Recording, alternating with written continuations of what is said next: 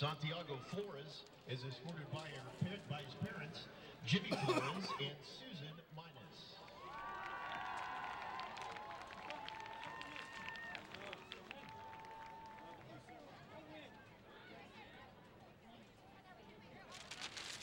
Canadian Gamboa is escorted by her parents, Ramiro and Melinda Gamboa.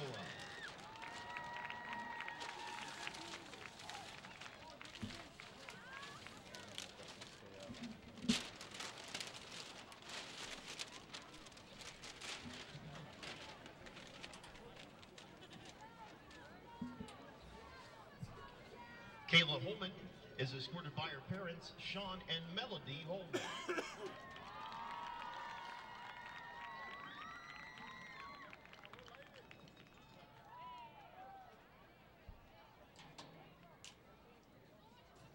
Justin Jones is escorted by his mother, Leslie Alvarez.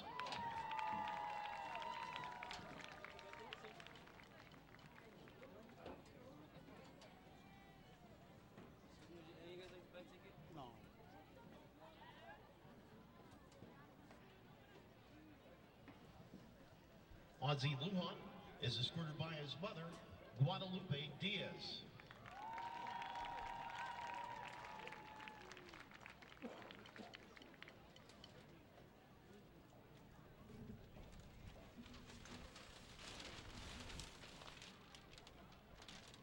John Metz is escorted by his mother, Teresa Metz.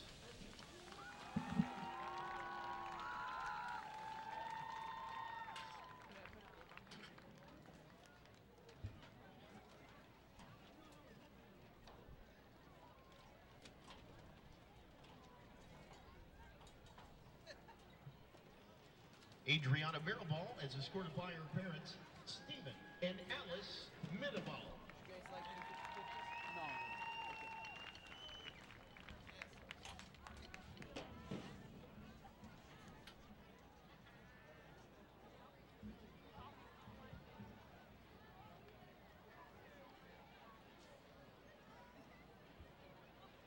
Joseph Reeser is escorted by his parents, Jerry and Maria Reeser.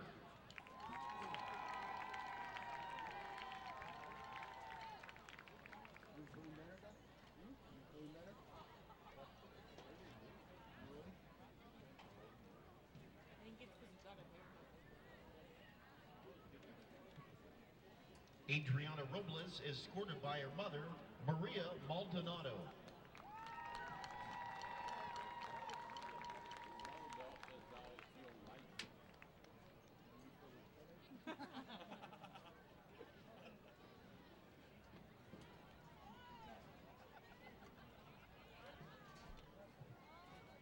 Bernadette Chelsea is escorted by her mother, Cynthia Selshi.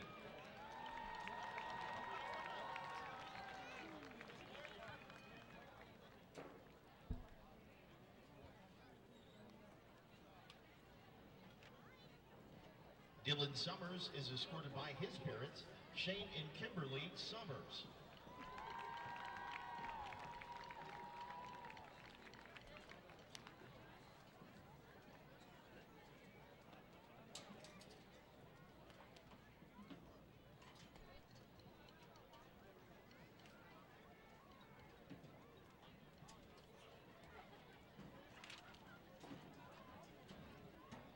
Tiffany Spence is escorted by her parents, Tony and Melissa Spence.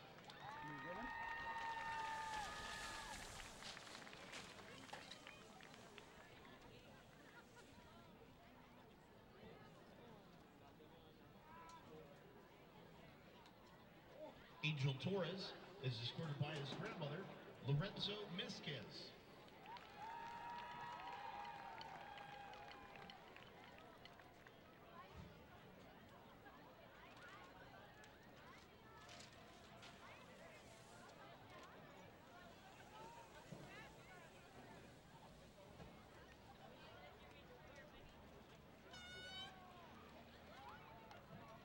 Richard Trevino is escorted by his parents, Richard and Christine Trevino.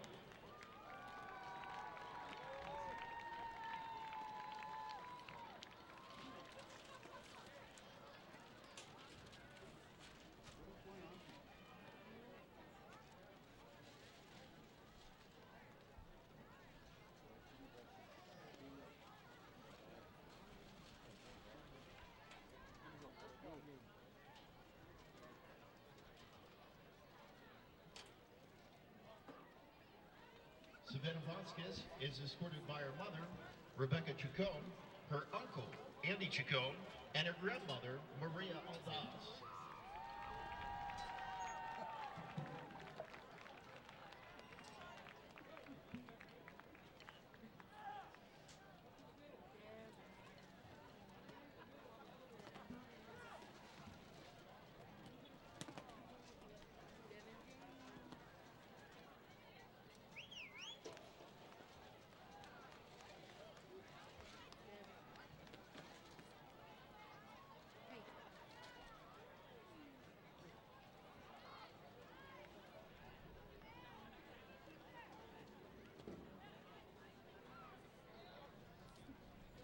Ladies and gentlemen, let's have a big round of applause for all the Mayfield High School seniors from the Trojan Band.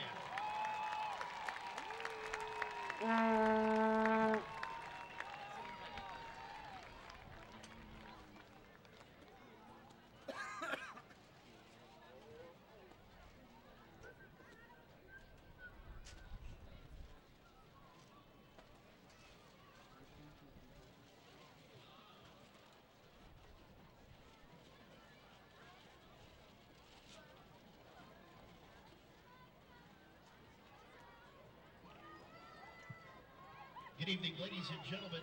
Welcome to the Field of Dreams for tonight's matchup between the visiting Volcano Vista Hawks and your Mayfield Trojans.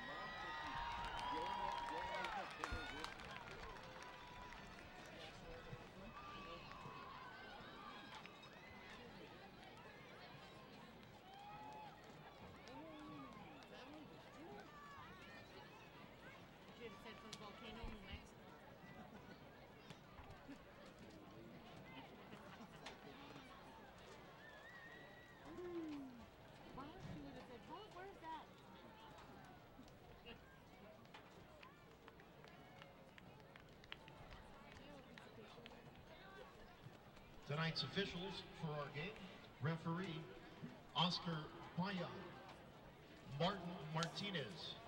Umpire is Juan Apodaca. Line judge Luis Salceda. And back judge Robert Nunez.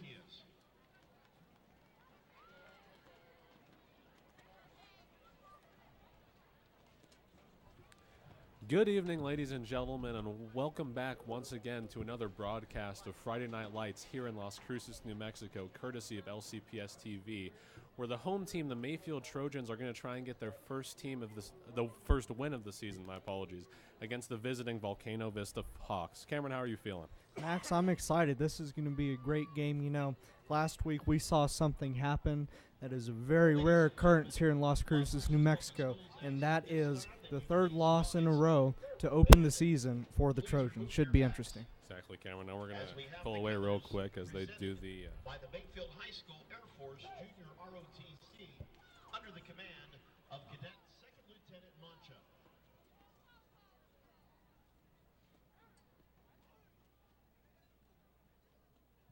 And then remains standing for the national anthem as played by the Mayfield High School Trojan Marching Band.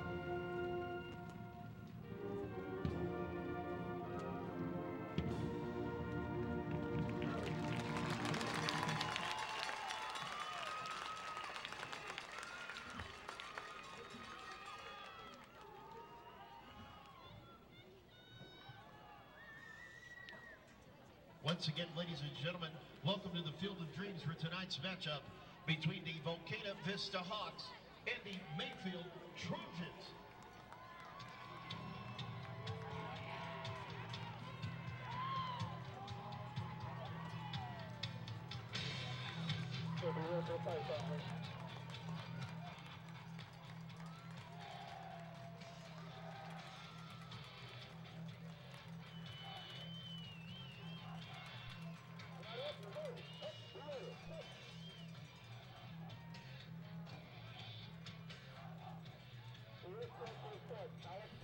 The national anthem, Cameron. Sorry, that's what I meant to say. The national anthem before we cut off.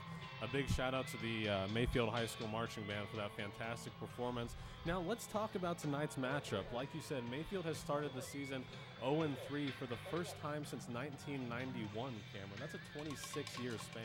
That's exactly right, Max. And, you know, Mayfield has allowed an average of 32 points a contest, 96 points overall. They did have one outstanding defensive effort 2 weeks ago at home versus El Paso del Valle in a loss. They only gave up 7 points, but still, there are a lot of things that need to be fixed on the Trojan defense tonight.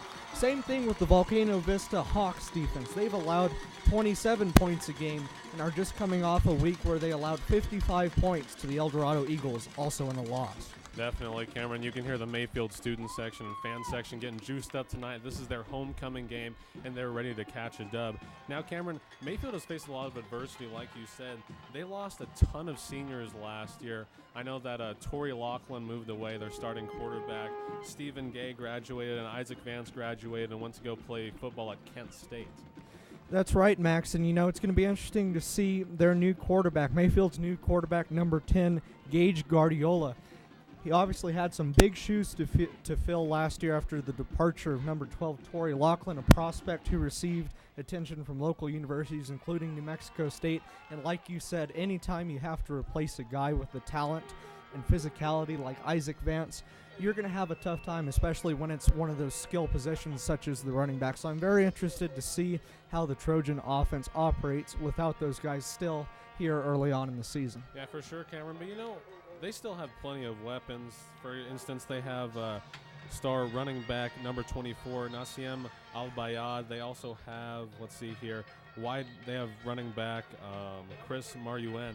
Those guys both put some points up on the board, and I'm sure they will make sure to utilize them to the fullest extent tonight. Nice matchup here tonight, folks. We have the Dirty South versus the 505. This is going to be interesting.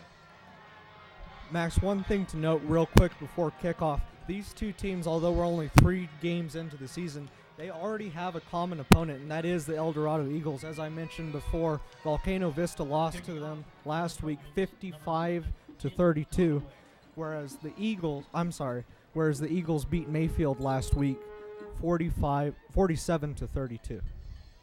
All right, now kicking off out here for the Trojans is going to be number 7, Caleb Conaway. Caleb Conaway has put up some pretty far field goals. He made some attempts in the past, and he's almost made them. A very impressive kicker. Now, Cameron, you see the Mayfield Trojans, they gather into this large congregation, and they fake the kickoff at the beginning, a motif we saw in all of their games last year. Definitely something to keep an eye on early on. It would be embarrassing if you're a special teams coach at Volcano Vista High School to allow a successful onside kick by your opponent to start the game. Definitely. Now we're going to get the first quarter started off here. 12 minutes left to go. Trojan 0, Hawk 0. As Mr. Conaway is going to kick off for Mayfield. He's going to send it far up towards the middle. It's going to be caught by number 1 in the backfield for the Hawks. Blaine Grant, that's going to be a touchback. And the Hawks offense will come out here and start off at their own 20-yard line. Max, one of the things we saw last year, there was a little bit of inconsistency around the Mayfield offense. When they were clicking, and when they weren't, they sure weren't. But number 7, Caleb Conaway, always proved to be a great kicker when it came to the extra point game and the kickoff game. That kid can kick it pretty deep. Oh, absolutely, Cameron. Now, a quarterback for the Hawks starting, we have number 4, Austin Blasier. He is going to come up here against a Mayfield defense who's obviously playing some pretty solid secondary coverage with the handoff. Blasier is going to hand it off to number 5, the running back, who's going to push forward for a first down. He's going to be pushed out of bounds at just about the 40-yard line, and that'll give the Hawks a first down just 7 seconds into this game. Max, just a blown play there to start off the game on defense for Mayfield. Number 41, the outside linebacker, Cosme Delgado, just made a wrong read on the ball carrier. Minor mistake, minor result, just something that they need to look at going forward on this drive. 11:53 left to go in the first quarter. Trojan 0, Hawks 0, although they have the ball 1st and 10 on their own 41-yard line. Blasier is going to be set up in the shotgun. 3 receivers out to his right and 1 to his left. Handoff once again to the running back. That is going to be a short 1-yard gain for the Hawks. And there we see, Max, the strong side defensive end for the Trojans, number 87, Jose Dominguez. He made a great read on the ball carrier right away and blew that play up before it could get started. Exactly, Cameron. Moses Young did not get much on that last run. For the Hawks. This will set up a 2nd down and 9 situation for Volcano Vista with 30 seconds into the first quarter of this game.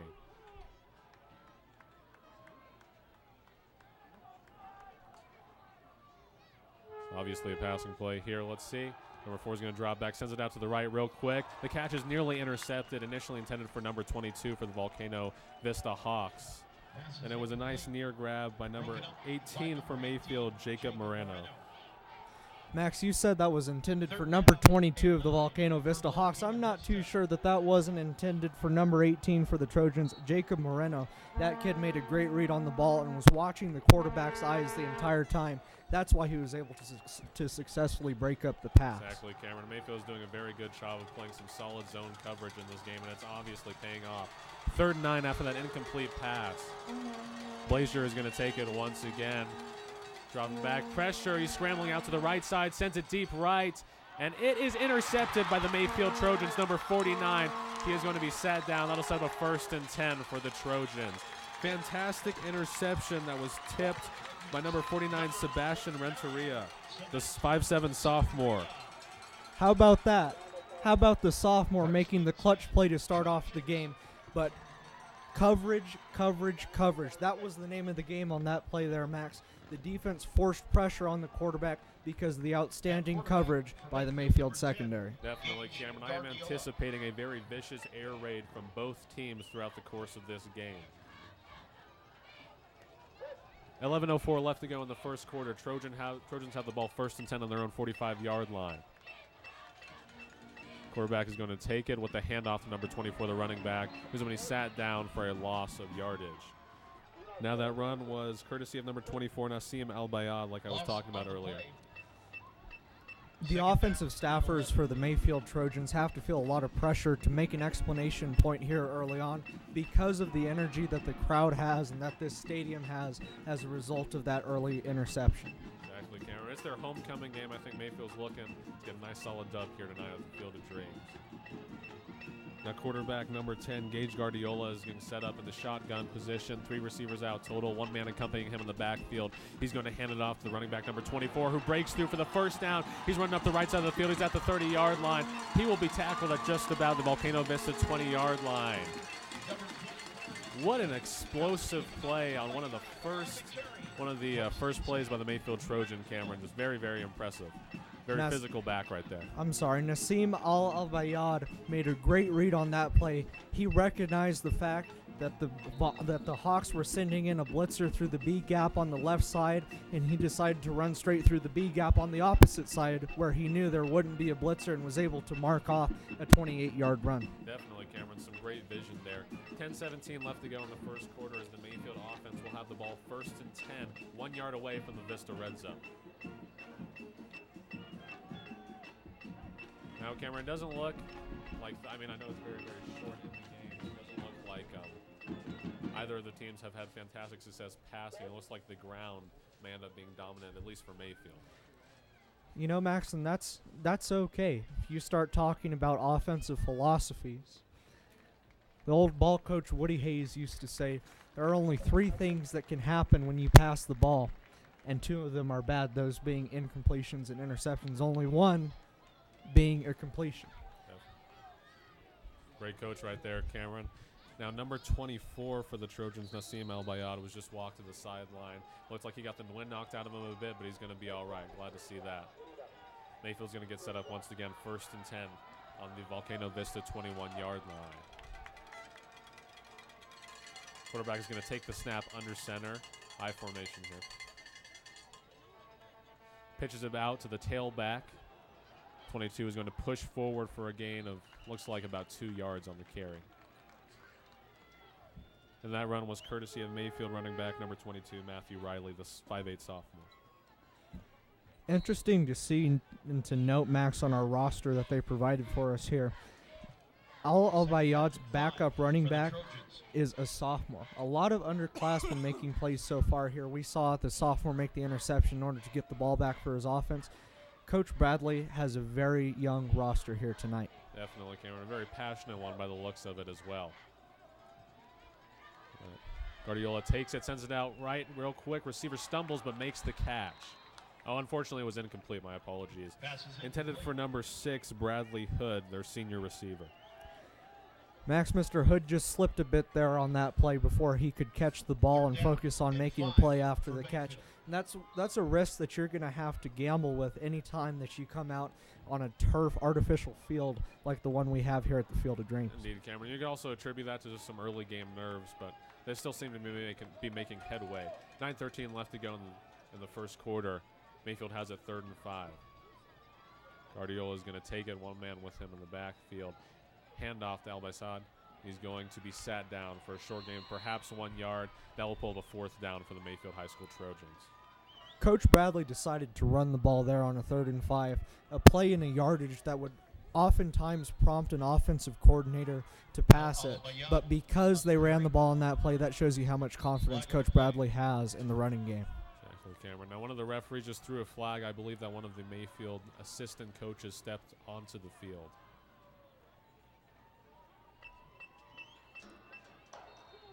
.8:54 left to go in the first quarter. After that incomplete pass, after that run, that will set up a 4th and 5th situation for the Trojans. 8:46 left to go in the first. Score still tied 0-0. Did you see what that flag was about? Cameron, I believe that either one of the Mayfield coaches or the Mayfield players were stepping onto the field. Possibly a sideline warning. I think so. Guardiola is going to take the snap, looking out to his right, under pressure, sends it deep, and it is overthrown. Pass is incomplete. That was initially intended for the senior wide receiver, number 84, Andrew Miramontes. An early observation here of the strategy on the Volcano Vista defense, Max. We saw multiple times on that drive their defensive coordinator decide to send number 43, Noah Martinez, the 5'9", 165-pound outside linebacker, on a late delayed blitz. We saw that a few times on that drive, and that's a risk. You're gambling there because you're taking a man out of coverage, but that shows you the confidence their linebackers coaches have on this kid to get into the backfield. 8:23 left to go in the first quarter. Volcano Vista is going to have the ball back after that. Now there was the run by number 5 for a gain of 4 yards, but there's going to be a flag on the play as well. Cameron, did you catch what that flag was exactly? I did catch what that flag was. Number 73 for the Hawks, Chris Chavez, the senior tackle, was all over the Mayfield defender right there. He drove him right into the ground, and that is, in fact, what the call was on that play. Indeed, Cameron. You know, as an O-lineman, you want to do your best to give running backs like Moses Young a solid pathway, but you still have to control yourself. 8:20 left to go in the first. Hawks are going to have the ball. Still tied 0-0.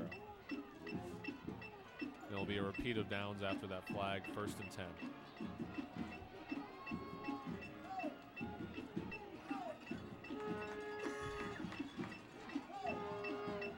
The quarterback's going to take the ball, hand off to Moses Young once again. Another flag out on the carry.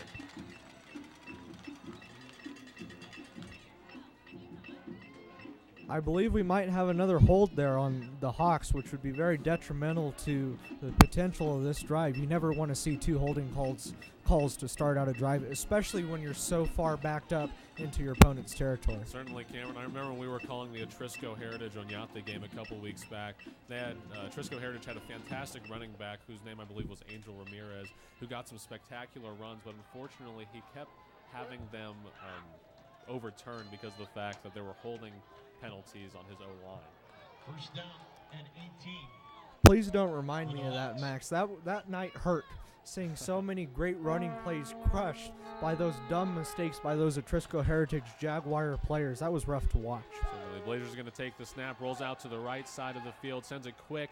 The receiver, number 22, who's going to be forced out. Solid catch by number 22 for the Hawks, Josh Escobedo.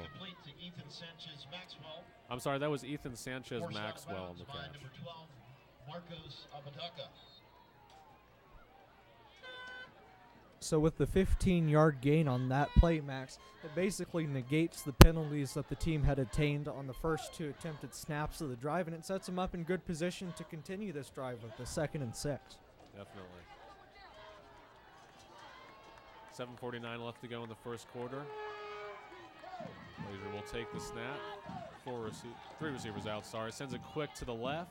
Catch by number 1, who's going to fake. Nice ankle break right there, and he will have the first down for the Hawks. Nice catch by Blaine Grant right there. You can see how the Mayfield defensive back came at him, but he put the brakes on him and made sure to push forward and get an extra 4 for the Hawks. Very good display of athleticism here early on by number 1, Blaine Grant, Max. I'm interested to see how the Mayfield secondary and that specific defender gets back at Grant after the show that he just put on that play. Guess we're about to find out, Cameron. Blasier set up with 4 receivers total. He's going to take the ball, drops back, look to his right side, sends it quick to number 22 once again. He's going to be sat down 3 yards short, but there are going to be a couple flags on the play. Pass complete to Josh Escobedo. I believe they're going to call some sort of illegal hands to the face or face mask on number 18 for the Trojans, Jacob Moreno. Face mask against the Trojans. You just have to be a little more intelligent there when you're going up to make a tackle. There are a lot of parts on the player's body that you can grab in order to take him down. The face mask is not one of them. Definitely, Cameron. Now with that face mask penalty, that will give the Volcano Vista Hawks another 1st and 10. This time they're going to be in Mayfield High School territory on the Trojans' 48-yard line. 7:05 left to go in the first quarter, clock winding down. Still tied 0-0. Blasier is going to take the pass, hands it off to number 5, the running back, who's going to push forward, smacks a Mayfield High School defender absolutely down.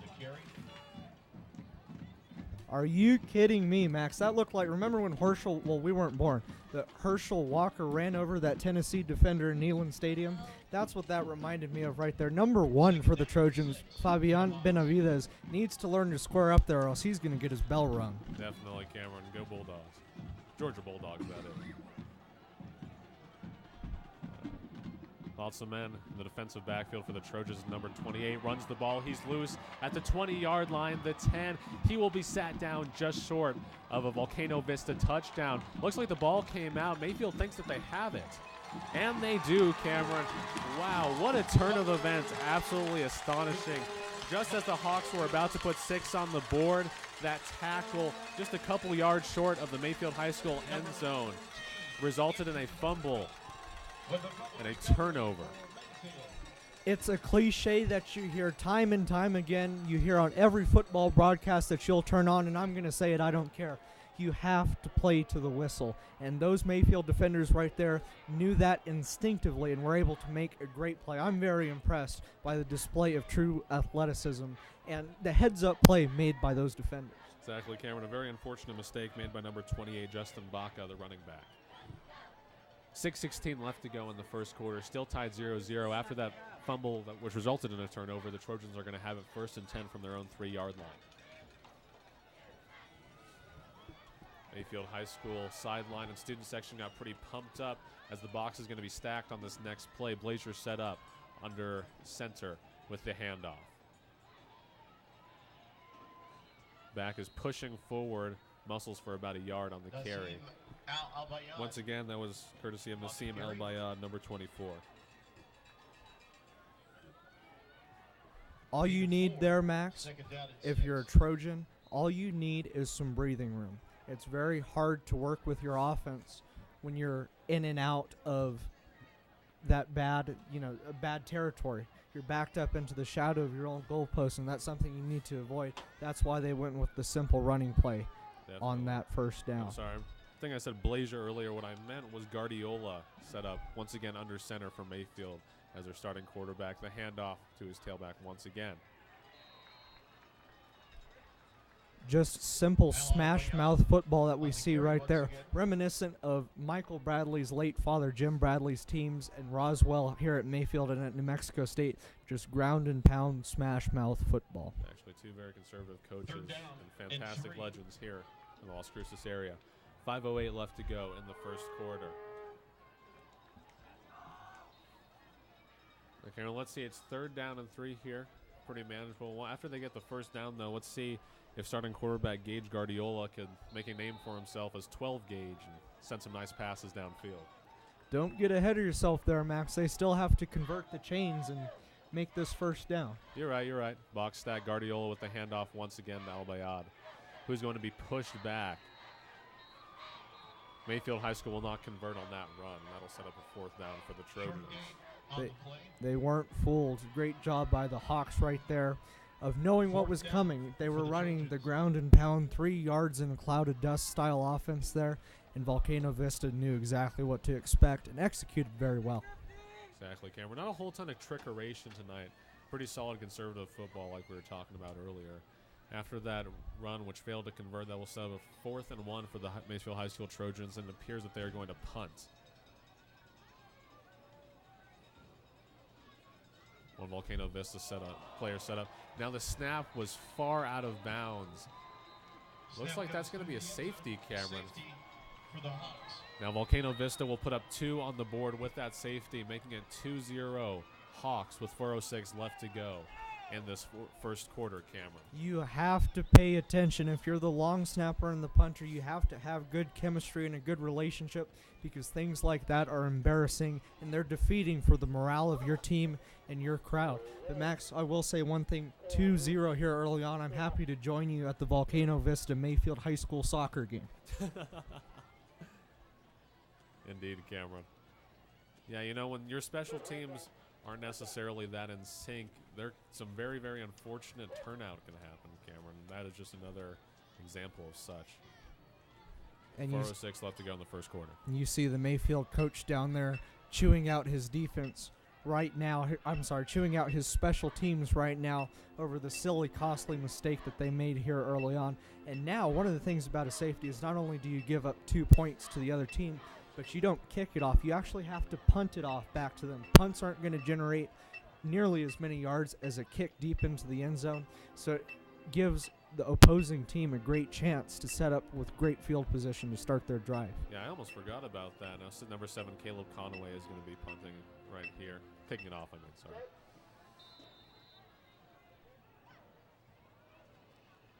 The fake once again. Max, I lied. It looks like they are going to kick it deep. I need to familiarize myself with the NMAA 6A rule book here, because it is not like college ball or professional ball. Yeah, it's very, very interesting. Conaway set up to kick. Vista has 2 men set deep at their own 20-yard line. So we're going to get this next drive started off.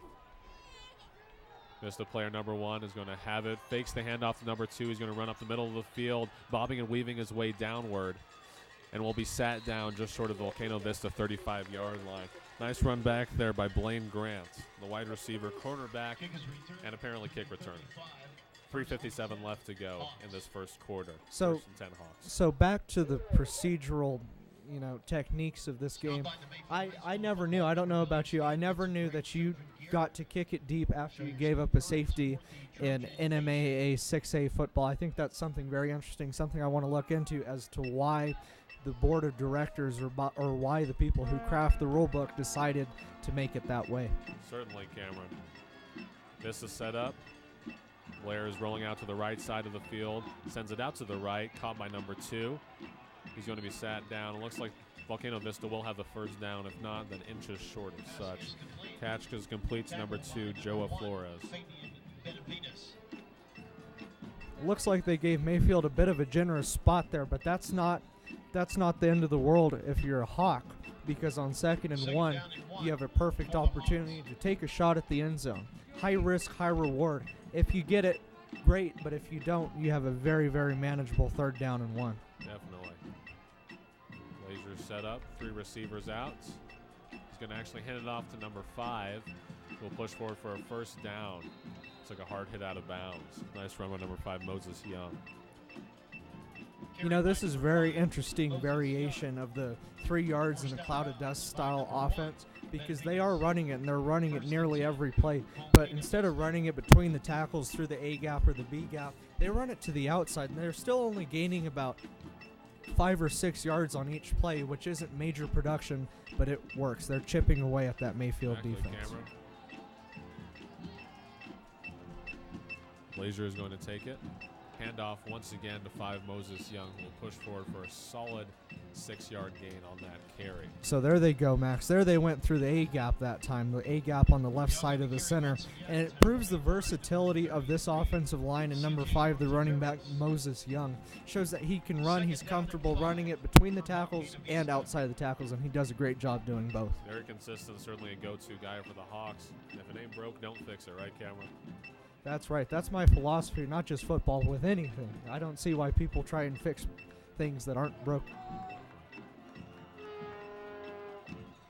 Blasier set up in the gun. Looks like that's going to be an offsides on the Mayfield Trojans. False start. I'm sorry about that. On the Volcano Vista Hawks. False start. Hawks. Now we'll send the ball back. You know, sometimes, Max, you get down into those trenches and you never know what those big old linemen are saying to each other, barking at their teammates in order to try and draw the other person off sides or to make the offensive lineman flinch, and I think that's what happened to the center on that play. He nudged just a bit at the verbal exchange between the Mayfield defensive linemen. Second down and 10 for the Volcano Vista Hawks after that false start. Blasier going to take it once again. Sends number 22 in motion. Snap is low. This is a quick handoff to number 22, who's going to push forward for a gain of 5 yards. Number 22. Nice little handoff, which I think kind of turned into a shovel pass after the snap was bobbed a little bit. A bit too short there, but a bit too low, I'm sorry. But, hey, they picked up 5, and whatever works. I'm interested to see the play call here on this play, because they know that anytime they hand the ball off, they can usually place a safe bet on chunking away at 5 or 6 yards, which is what they'll need for a first down. But if they threw it over the top, they might be able to catch that Mayfield defense by surprise. Blasier set up with 3 receivers once again. Drops back, looking out to his left side, under pressure, scrambles out to the left, sends it, and it is incomplete. Pretty impressive of Austin Blasier there. You could tell that he found his receiver to the left. I'm not quite sure the number, but made sure to throw in his general direction, so it wasn't necessarily considered intentional grounding, although that will bring up a 4th down for the Hawks. And it looks like they are going to punch it away there, but I just want to recognize the great job of the Mayfield secondary. Those safeties playing cover 3 were in coordination and sync the whole time, and it threw off the quarterback. Looks like it was faked, Cameron. Blazier's going to send a quick pass out, although it does seem to be incomplete. Nope. Let's see here. What do the refs say? Fake on 4th down. 1st and 10. That will move the chains, Cameron. I was saying earlier we didn't see a lot of trickeration, but it looks like that is going to bring up one of the first instances of such, as another 4 downs will be brought up for Volcano Vista Hawks after that quick trick play by number 4, Austin Blasier. How about that, Max? And I really hope our cameras caught that one, because that's going to be on a compilation on YouTube of some of the best trick plays that we've seen all year. That line didn't move, and the guy carrying the ball was able to sneak away for a gain of about 10 yards. Great job. Great little roll of the dice there by the Riverboat Gambler head coach Chad Wallen. That's very entertaining. That's one of the things that I like about football, is just when you aren't expecting something to happen, sure enough, there they go with the fake. That's going to set up a timeout for the Volcano Vista Hawks. Their first of the night. 1:39 left to go in this first quarter. Once again, Volcano Vista 2, Trojan 0. Hawks are going to have it 1st and 10, the 37-yard line after that trick play in Mayfield High School territory. So, you know, for the Trojans special teams early on here, hasn't been the greatest of first quarters in special teams history. You had them give up a safety early on a complete and total miscommunication between the long snapper and the punter. And then right there, the front line of their punt team wasn't able to catch the fake in time. Exactly, Cameron. It seems like Caleb Conway, their taker, is the only one maintaining some consistency. Run by number 5, Moses Young, for no gain. 1:27 left to go in the first quarter. So now the Trojans have caught on. Now their defensive coordinator has understood the tendencies of the Volcano Vista offense when it comes to running the ball on that C gap, the C gap that really isn't there because there wasn't a tight end on that side. They were able to bring him down in the backfield. Great play by the Trojan defense. Definitely. They're keeping consistent pressure on the quarterback, number 4, Austin Blasier, and he's made some unfortunate mistakes in the passing game. Let's see if such happens right now. Quick out to number 22, who makes the catch. Great hands there by Josh Escobedo. Pass is complete. That will set up a 3rd and 9 for the Volcano Vista Hawks. And that is just a demonstration of timing and a demonstration of chemistry between a quarterback and his wide receiver. That proves I would be willing to bet a lot of money that these kids stayed after practice, after summer workouts, in order to get their timing right. And because of that, they were able to be successful on that play and plays like it.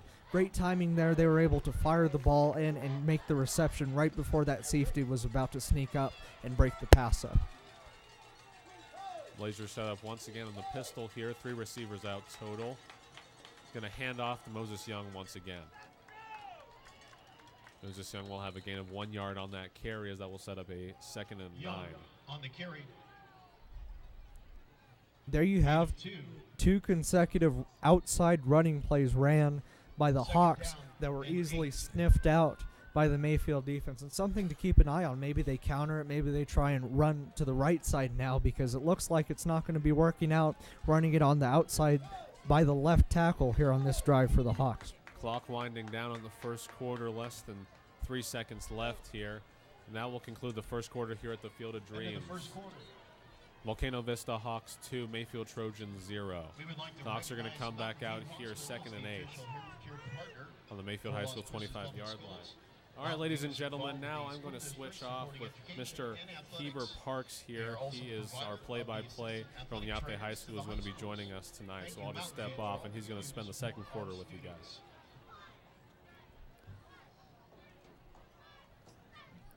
All right, well, Heber, let me be the first to welcome you. I guess you can consider me to be a bit of a veteran because I worked this last season. I'm happy to have you here. I'm happy to have a night in the booth for the first time. Well, it is a pleasure to see these people play out here tonight and be joining you here today. You know, it's a lot of fun. Some observations that I made early on in the game, at least in the first quarter. Mayfield needs to get it together on special teams and quit making those dumb mistakes and start paying attention in scenarios where Volcano Vista can fake it. The game would be a lot different right now without those special teams blunders early on. I completely agree. They had a few triumphant turnovers, but since then nothing's really come of fruition. All right, Hawks have the ball. They're lining up.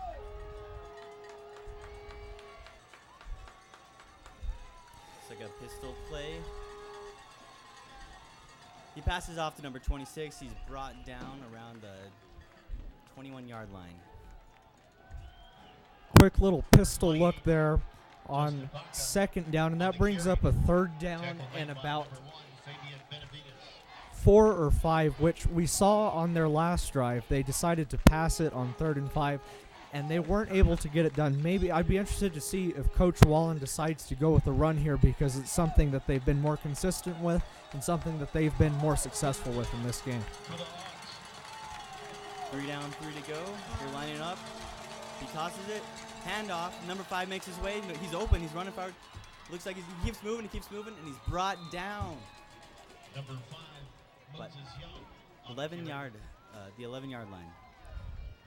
So Heber, there they went. I talked about with Max late in the first quarter. Maybe they will switch up the sides, and maybe they'll try and run it to the right side of the tackle box. And sure enough, they did there, and they were able to gain 11 yards on a 3rd and 4 running play. Very impressive there by the Hawks. Yes, they're almost making it to the touchdown zone, the end zone.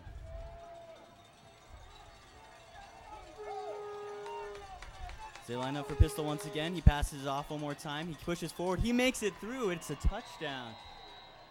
Touchdown for the Hawks. For the Hawks. It looks like the Hawks are up. Number 5, Moses Young. A good Finally play there. I'm sorry, I didn't mean to cut you off. Good play there by the guards in the center there for the Volcano Vista Hawks. They're able to clear the way right away, get past that second level, that linebacking core, and number 5, Moses Young, who's proven to be a bit of a workhorse so far, was able to walk into the end zone.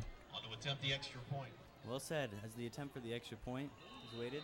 Oh, they blow the whistle. Oh, you can't do that, Heber. You can't do that. You can't jump. Like I said in the first quarter, you have to stay composed. And this time it wasn't a false start on the Hawks. It actually happened to be an offsides penalty on the Trojans. You can't jump off. You have to stay composed and pay attention.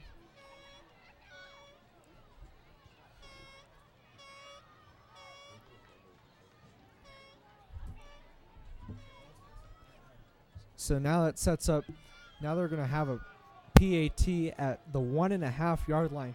That moves it half a ways closer there. I would like to try a 2-point conversion. That looks like that's what they're going to do here on this play. They're not going to kick the extra point. Ooh. I'm not too sure what the call was. They're going to get a false start on the Hawks. I think when those Hawks offensive linemen looked up, they recognized the fact that Mayfield was stacking the box with 9 guys there huddled around the line of scrimmage, and they were intimidated. They didn't know how to react to that. That's not something that you prep for as an offensive line, and they nudged a bit. So now here we go. They're going to have to kick the long extra point on a play that should have been completed about 2 minutes ago. Here we are for the third attempt.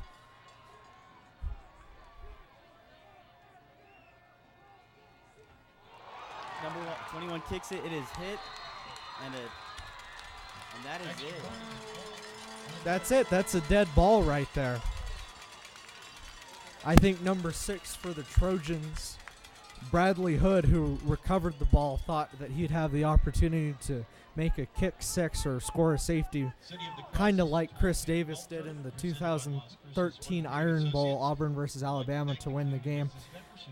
Hebert, something that I've noticed being in the booth for about a year and a half now, is the high school kicking game, and I mean no offense to high school kickers throughout the state of New Mexico, it's just not nearly as good and as consistent as you'll see at the college level and especially the pro level. It's a little tough to watch sometimes. Unfortunately, that is true for these Hawks today. That's been the storyline so far early on. We've seen some blunders, as I've mentioned before, by the Trojan special teams. And then right there, you have to block your man. You can't let Fabian Benavides sneak back there and get a block on the kick. And now we have an 8-0 game, which is a really weird score, and that kind of makes me uncomfortable. So I hope someone scores here on this drive.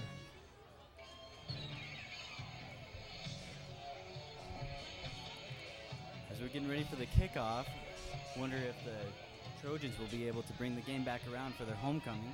You know, that's a good point. That's something that you want, especially in the first half of your homecoming game when all the alumni have come back to town for all the festivities. You want to get the crowd excited. So Little kicks it is picked up by number 6. Number 85, Diego Uribe on the return. So it'll set him up there. Great job by Mr. Uribe of getting pretty good field position. The 40-yard line isn't bad to start off a drive, and that's something that you'll want to see if you're a quarterback like Gage Guardiola from your special teams.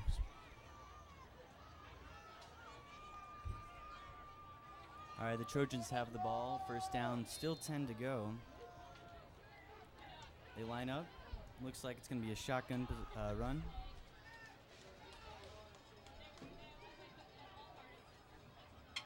He hikes it. It's a handoff to number 24. He pushes forward. He made it through the line. Oh, and taken down by the 55-yard line. 45-yard line. My bad. There was a flag there on the play thrown by the line judge at the top of the screen. I'm interested to see what the call is. I hope it doesn't negate what is a great spark, a great run by the Trojans, and indeed it will negate that. Someone jumped early on that line, and we're going to have 1st and 15.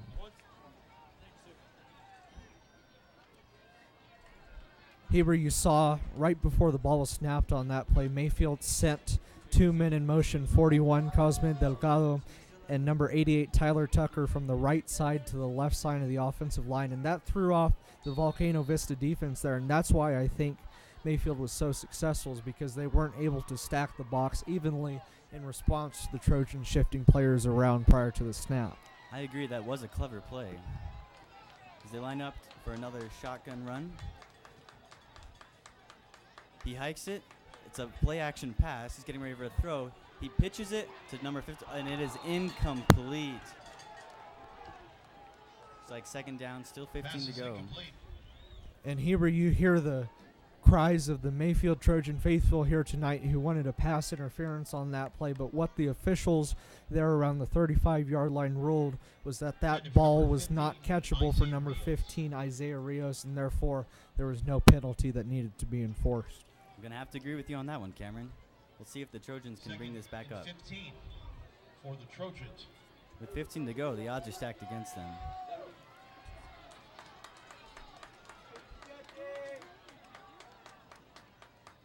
And he takes the ball.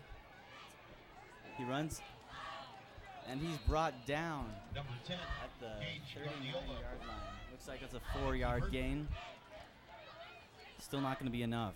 I'll tell you what, one of the prettiest plays that I see in football is when they pull the offensive lineman around to be the lead blocker on that play, and that time the guard number 74, the junior Sean Naylor, was pulled, and he was the lead blocker, and he did a great job. I just think it's cool. It's good for optics, and it's great to look at when you see the big guy blocking for his buddy at the skill position right there in order to gain him some more yards.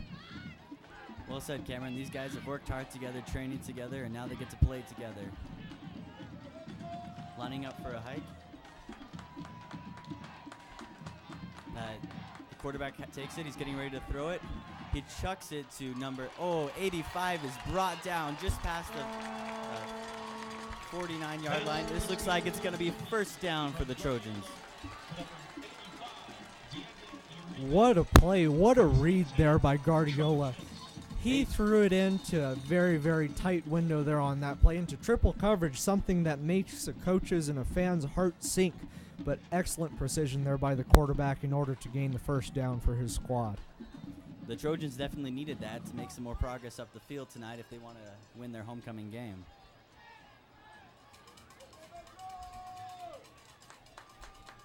And here they go, sending men in motion right before the snap, and it's going to throw off the Hawks once again. He hikes it. He hands it off. He moves forward 24. It's lost in the hustle and bustle down around the 54-yard line. And you saw right there, Heber, instead of like the previous play when they sent 2 men in motion prior to the snap, instead of the run by Al-Bayad, number 10 Guardiola decided to keep it, and it wasn't as successful, and it didn't look as clear and concise as the previous play when they tried that formation. Be interested to see if they try that again, or when they try that again, if they decide to give it to the running back. 2 down, 8 to go. He passes it. He hikes it. The quarterback has it. Oh, he's running. The quarterback is taken down. This looks like this is going to be a loss of yardage for the Trojans. Quarterback sack for the Hawks. And how about that? How about the pursuit and the athleticism of number 7 for the Hawks, the outside linebacker, Joran Dickey. How about this? Listen to this. This kid is 6'3", 205 pounds. No wonder he was able to make a play on Guardiola. He blew up the running back, Al-Bayad, who wasn't expecting to have to block on that play, as you saw. He was able to make a great play for his team to set up 3rd and long for his opponents. Every ounce of that came into play tonight. The Trojans have the ball once again. He hikes it. The quarterback keeps going backwards. He throws it, and it's 24 catches it, and it's taken down right along the 10-yard, 51-yard line. Pass is complete to Al-Bayad. Heber, that's one of the risks that you run every time that you try and sneak out your running back for a screen pass on that play. The only way that play is going to work is if you send some of your offensive linemen in what's called a jailbreak and have them turn and run upfield to be a blocker for that linebacker. And every time you do that, you're gambling with your quarterback, and that time the gamble failed because the defensive pass rushers were able to get into the backfield and mess up Guardiola before he was even able to make a conscious decision on that play. Luckily, he was able to dump it off, but it could have been far worse on that play for the Trojans. It could have. Instead, it's 11 to go, and he punts it. It lands just past the 10-yard line.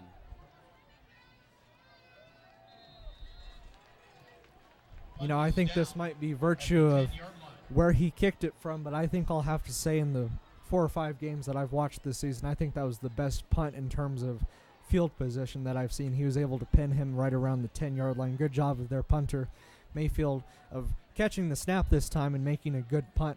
One of the observations that I made on that play is number 7, Joran Dickey, the outside linebacker, the big old 6'3" dude that I talked about before, got into the backfield quickly. He's going to be a player to watch all night on that defense.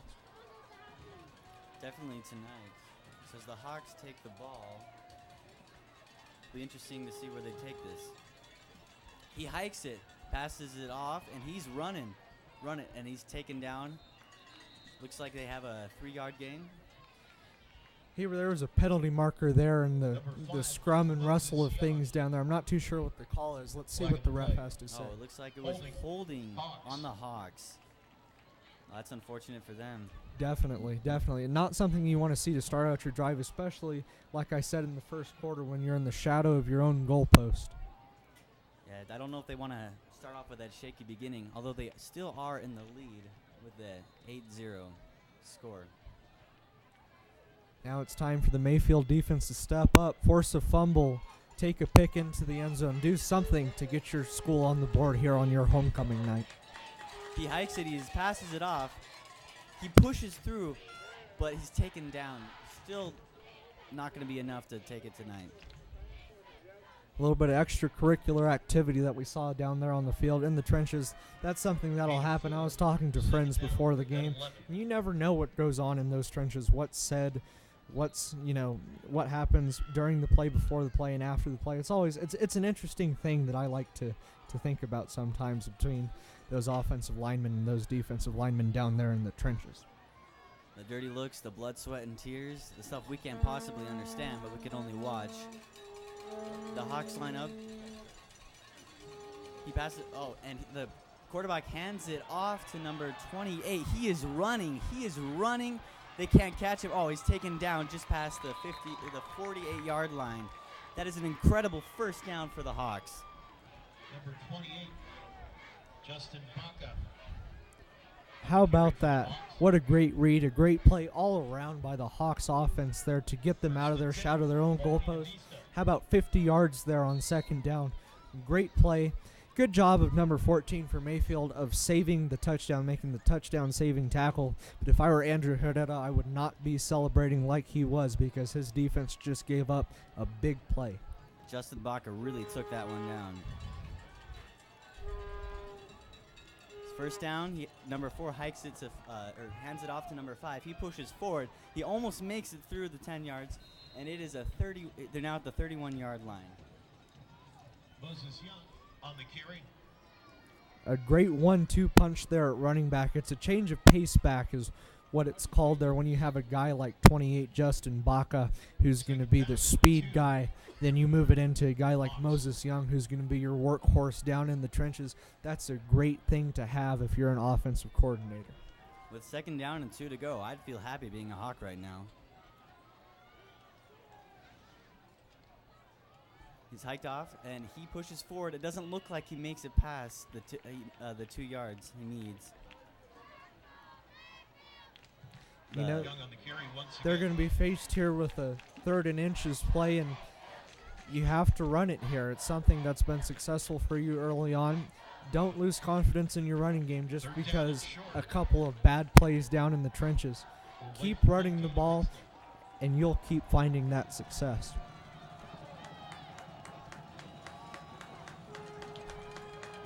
Third down and 1 to go.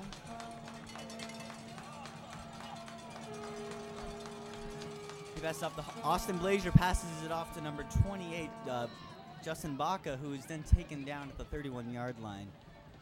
That's a first down for the Hawks. Justin Baca Great, efficient running here so far. I'd be interested to see. I wish we had an in-house statistician to see the average yards per carry by the running backs for the Hawks, because it's been very efficient so far tonight. Another observation that I made, number 41 for the Trojans, Cosme Delgado. What are you doing, man? Don't get involved in extracurricular activities down on the field. Focus on the ball carrier, nothing else. Austin Blasier takes it. He hands it off to number 28, Justin Bach again, but doesn't look like they're going to make any yardage this time. Taken down. And there we saw Delgado. He made a great play on the ball carrier right there. Saw him right away, read the play well the whole time, and was able to blow it up for no gain. Good job by Delgado on that play. The Trojans are really putting up a defense here as they hope to keep any of the honor they had going into this game. But it's not over yet. It's not. We still have a ways to go. We're still about 3 minutes and 10 seconds until halftime. Blasier takes it. Looks like he's going to pass it to number 14. Oh, Jacob Werner. It wasn't good enough. And that pass is incomplete. Hey, Heber. I think we might need to remind Mr. Blasier down there that he needs to throw to the guys in the black and white, not the guys in the yellow and green down there, because it looked like that was intended for C.J. Ontiveros the whole time. A great play there by the senior, the 6 foot, 150-pound captain of this Trojans defense. Yes, sir.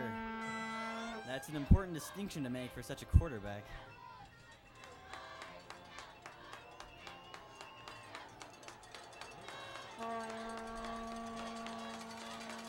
Looks like we're going to have another pistol play here. Austin Blasier takes it for another throw. Oh, he's getting pushed back. He tries to hand it off. Number 28 takes it. He pushes forward, and he's down. Justin Baca is down the 20-yard line. And that sets up a very interesting 4th and 1. I would assume that the coach would like to go for it here, but good play there by number 41, Cosme Delgado. Once again, these last couple of plays, he's been playing pretty well. He was able to pressure the quarterback into dumping it off to his check down on that play. For Volcano Vista. 4th down and 2 to go.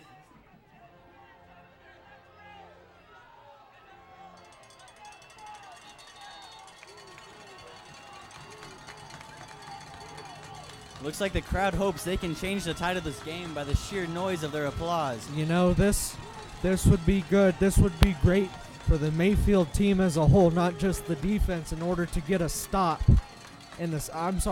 Getting a stop before halftime, before they head into the locker rooms, would be a great exclamation point, a great moral victory for this entire team.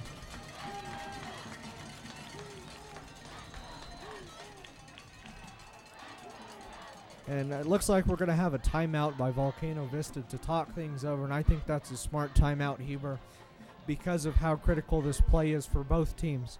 If you're able to convert here on this play, it proves to the Hawks that they can continue to move the ball no matter the down and distance. If you're able to get a stop here for the Trojans, as I was saying before, it'd be a great victory for your entire team, and it'd give you the opportunity to maybe get some points before you head into the locker room for halftime. Looks like the Trojans are still keeping all of their timeouts. Maybe they hope to bring those out later in the game and a chance to win this. I'll tell you, one of the observations I make just looking at our roster that the schools gave us, look at the skill position players for these Hawks. Blaine Grant, Joe Flores, they're 5'7", 135-pound players. Very small guys. They're about our size out there, but they're great athletic players, and they do a good job in those skill positions. It's impressive to see the beating they've been taking. The Hawks line up. He hikes it. He passes it off to number 5, and he pushes forward into the end zone. That is a touchdown for the Hawks. The second one of the game, and none for the Trojans. That was an impressive play. Very impressive. You know, Heber, you talk worst case scenario, and that's a very powerful phrase to me because it only applies to, you know, real important things like Hurricane Harvey was a worst case scenario for the folks down in Southeast Texas. That right there was a worst case scenario for the Trojans. You had to make a stop, or at the very least keep him out of the end zone on that play. That's a very defeating play for the morale of this entire team.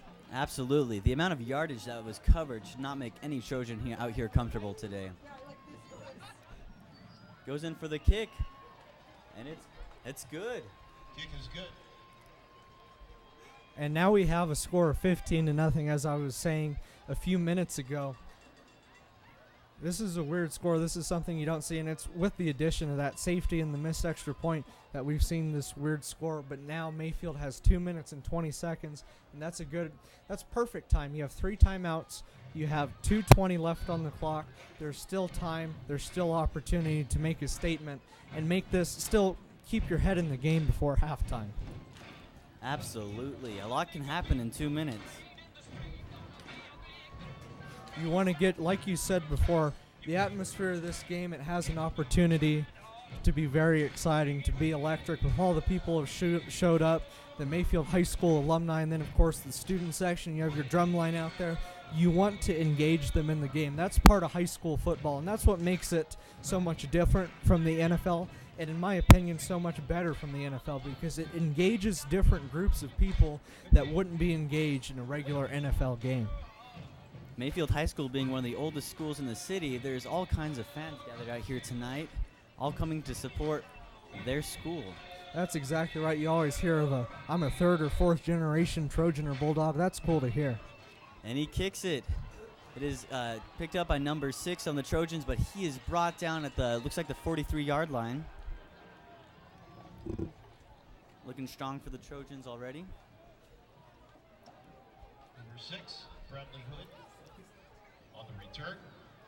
So good field position, Heber. Anytime you have the ball within the bounds of the 40-yard line to start out a drive, you don't have long to go before you can get yourself into scoring position, especially with the fact that they only have a little over 2 minutes on the clock. That works out well for the offense. Great job by the special teams of setting them up here. It's a much-needed strong start.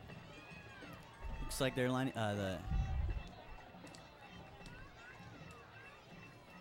he hands it off, or he passes it back. It looks like a 1-yard gain for the Trojans. I'm interested to see or to hear the strategy of Coach Bradley here on this play. You don't have much time left on the clock and you decide to run it. I think it's smart because Coach Bradley knows that he has a very effective runner in 24, Al-Bayad. But there are always other alternatives to the running game, passing it out to one of your talented receivers from your quarterback. But that just goes to show how confident Coach Bradley is in his senior running back. That's right. With 2 down and 8 to go, 1:37 left. He hikes it. He passes off to number 14. He pushes through. And he is taken down. Looks like there's still some gain of yardage here tonight, though. And now, Heber, the clock becomes a factor, and I think Coach Bradley's thinking the same thing because he just decided to take his first time out of the half. Now you have 1:24 to go, and you're down by 15. You have about 53 yards to go to make it to the end zone. Now is the time where you huddle with your quarterback and your offensive coordinator. As a head coach, you make a game plan for these next 84 seconds to try and get into the end zone and make a statement before you head to the showers for halftime. They've got a lot of distance to cover before the clock runs out. The tension is on. Very interesting. Obviously, you have a big arsenal, a lot of things that you can turn to. Talented senior receivers. Then, of course, you have your quarterback, Mr. Guardiola, who was able to rifle it in. We saw early on in the first quarter, he was able to rifle it in to triple coverage, something that you don't like to see from a high school quarterback. But this kid has precision and great accuracy, so we'll see if they turn to him on some deep shots here in these next 84 seconds. Looks like they're ready to go. He lines up for a shotgun run. They only have 2 wide here. Very interesting. He hikes it. Looks like he's getting ready to throw it. That's a beautiful spiral. And it is incomplete. That's unfortunate for the Trojans. Kind of interesting to look at. You see high-powered spread offenses like the Cruces Bulldogs, who it's not uncommon for them to send 4 wide receivers there, especially when they're trying to get it into the end zone before halftime. There, the Trojans only sent 2 out wide to the bottom of the screen. And when you send out 2 wide receivers, this is pretty logical. You only have 2 options when it comes to throwing the ball to one of your teammates. And with that, Mr. Guardiola was forced to make kind of an ill-timed decision on the comeback route to his wide receiver there, and it sets up the 4th down. 4th down and 7 to go. It looks like he punts it. That's a solid kick. Number 33 picks it up down at the 9-yard line. Punt is down. That strong start by the Trojans proves to not be good enough.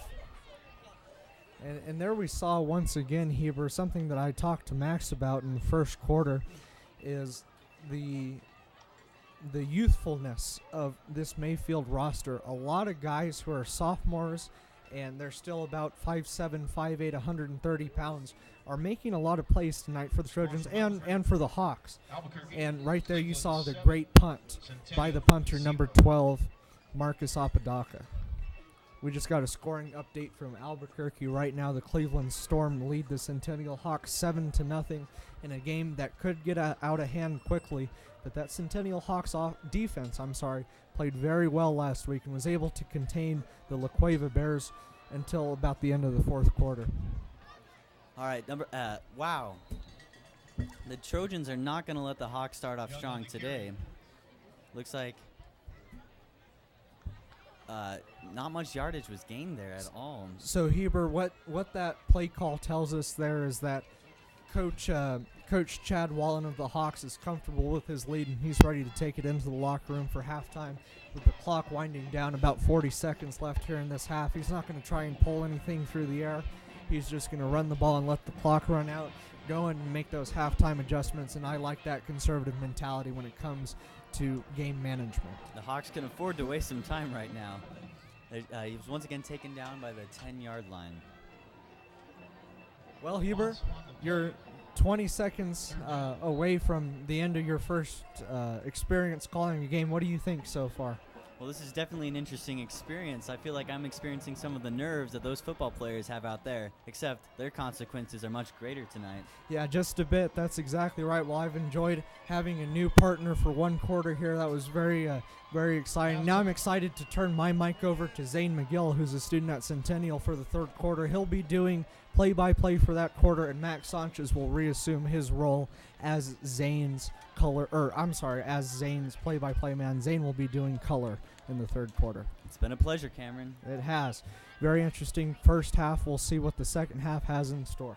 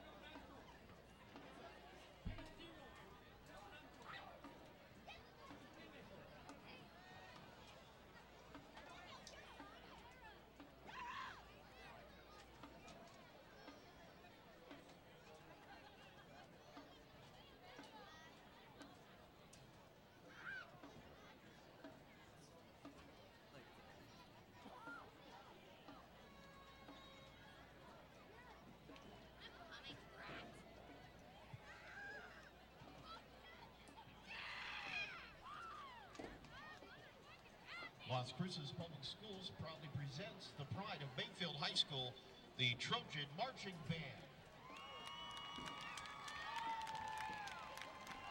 Woodwind captain is Angel Alberson.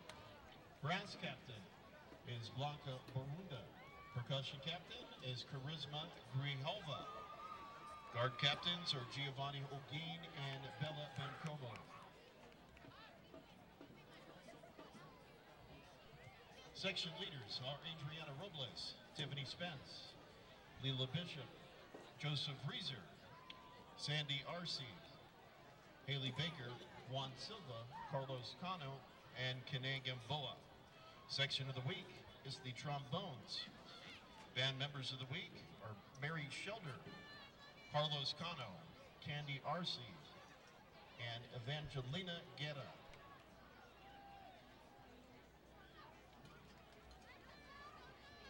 The band's 2017 marching contest show is titled Twilight in the Garden of Dreams, featuring music of Beethoven, Mendelssohn, and Schubert. Soloist is Jared Brown on the trumpet. Drum majors are Adriana Mirabal and Angel Arroyo.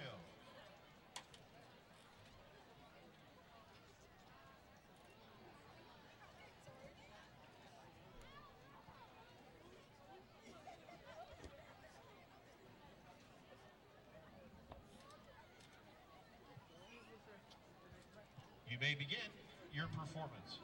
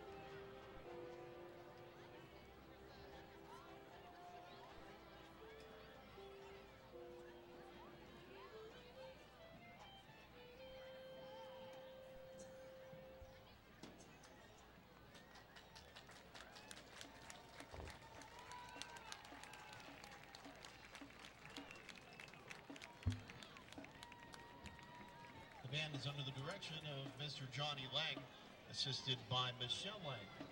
Percussion instructors are Derek Lee and Paul Cano. Color guard instructors are Shari Brewster and Paul Cano. Additional staff includes Stephen Buma, Corey Walker, and Lucas Jackson.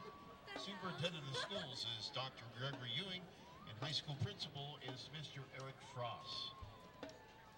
We hope that you thank the staff, administrators, parents, and the community for their support, and we hope you have enjoyed the performance.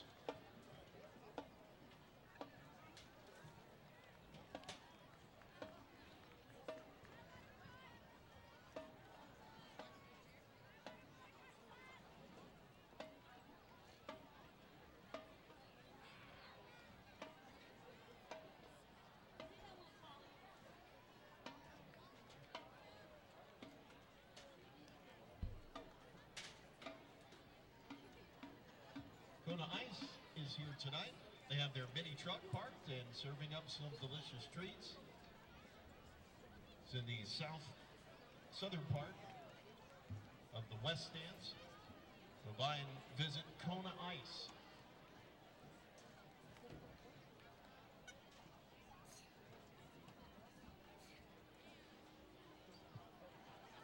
Mayfield High School students, parents, and alumni, it is my pleasure to announce the 2017-2018 Homecoming Court. Freshman Prince, Gabriel Bustillos. Gabriel is escorted by his mother, Diane, and his father, Julian. Gabriel wants to achieve success in everything that he does.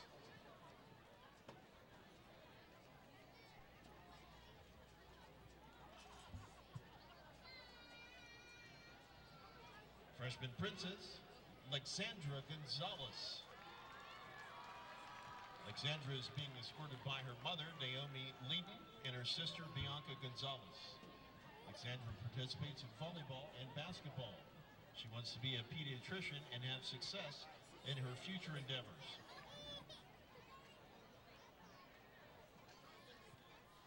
Sophomore Prince, Dominic Perez.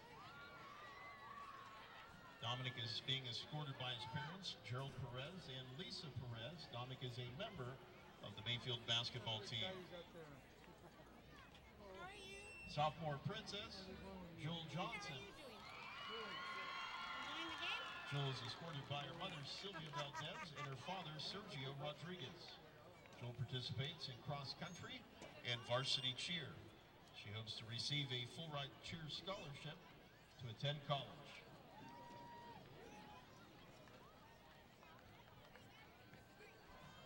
Junior Prince, Isaiah Arzabal. Isaiah is being escorted by his mother, April Gein, and his grandmother, Norma Reddy. Isaiah hopes to become a physical therapist.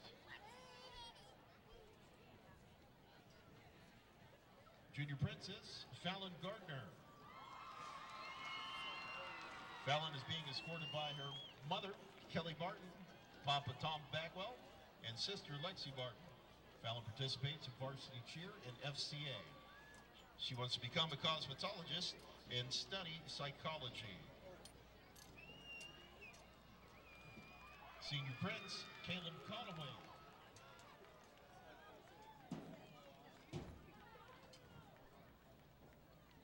Leanne and Brian Conaway are the parents of Caleb. Caleb participates in football, FCA, and serves as president of the National Honor Society. Caleb wants to strive to show the best of Jesus Christ in his actions and his walk of faith. Senior Princess, Lizzie Allen. Lizzie is being escorted by her father, Scott Allen, and mother, Lori Allen. She is a member of FCA and the senior class vice president. Lizzie hopes to major in electrical engineering. Senior King, Andrew Miramontes. Andrew is being escorted by his mother, Linda Garcia, and his father, Sean Garcia. Andrew is a football player and plans to attend NMSU for a degree in civil engineering. Senior Queen, Kinley Davis. Kinley being escorted by her father, Aaron Davis, and her mother, Bronwyn Davis. Kinley is the captain of the volleyball team, Varsity Theater, FCA, and a member of NLACE. Her goal in life is to teach in rural towns in New Mexico. Ladies and gentlemen, big round of applause for the homecoming court.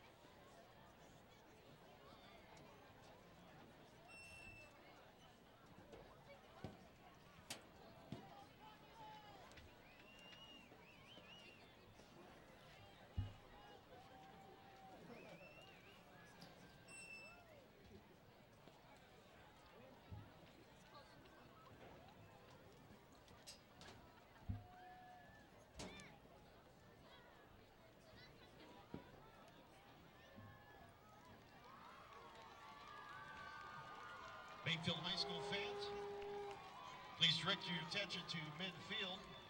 Pam Gardner began her teaching career at Vista Middle School in 1994 and has been at Mayfield High School since 2012.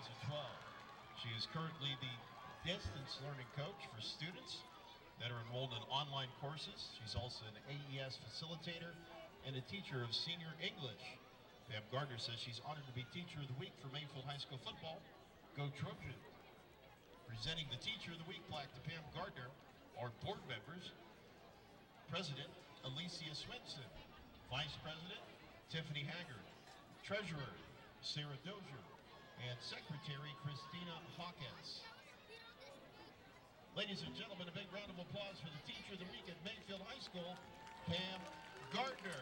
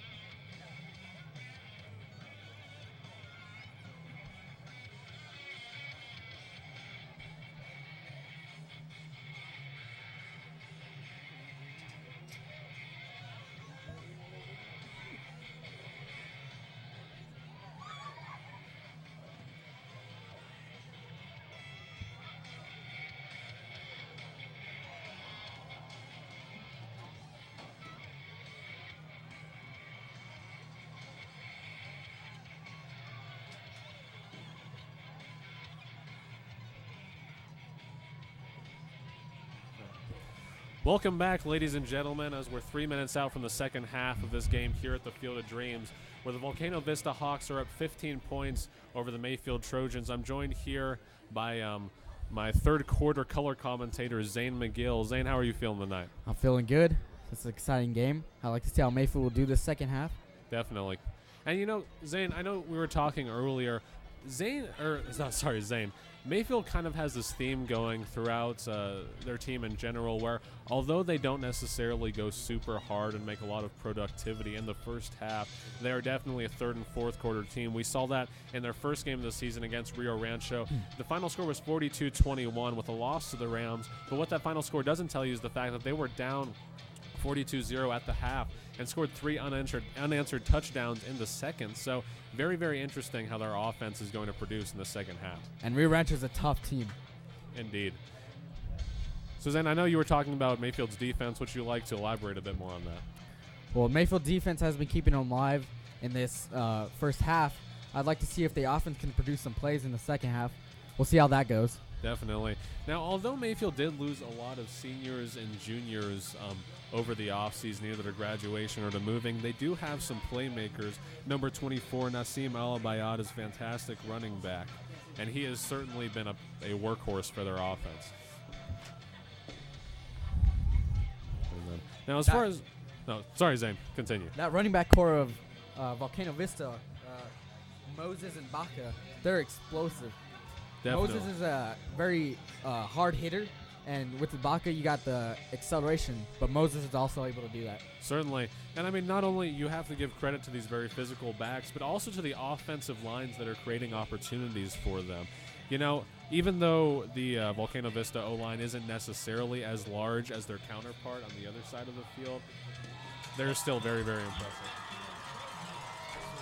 It looks like the Trojans are going to take the field now for the second half of their homecoming game as we're going to start off this third quarter.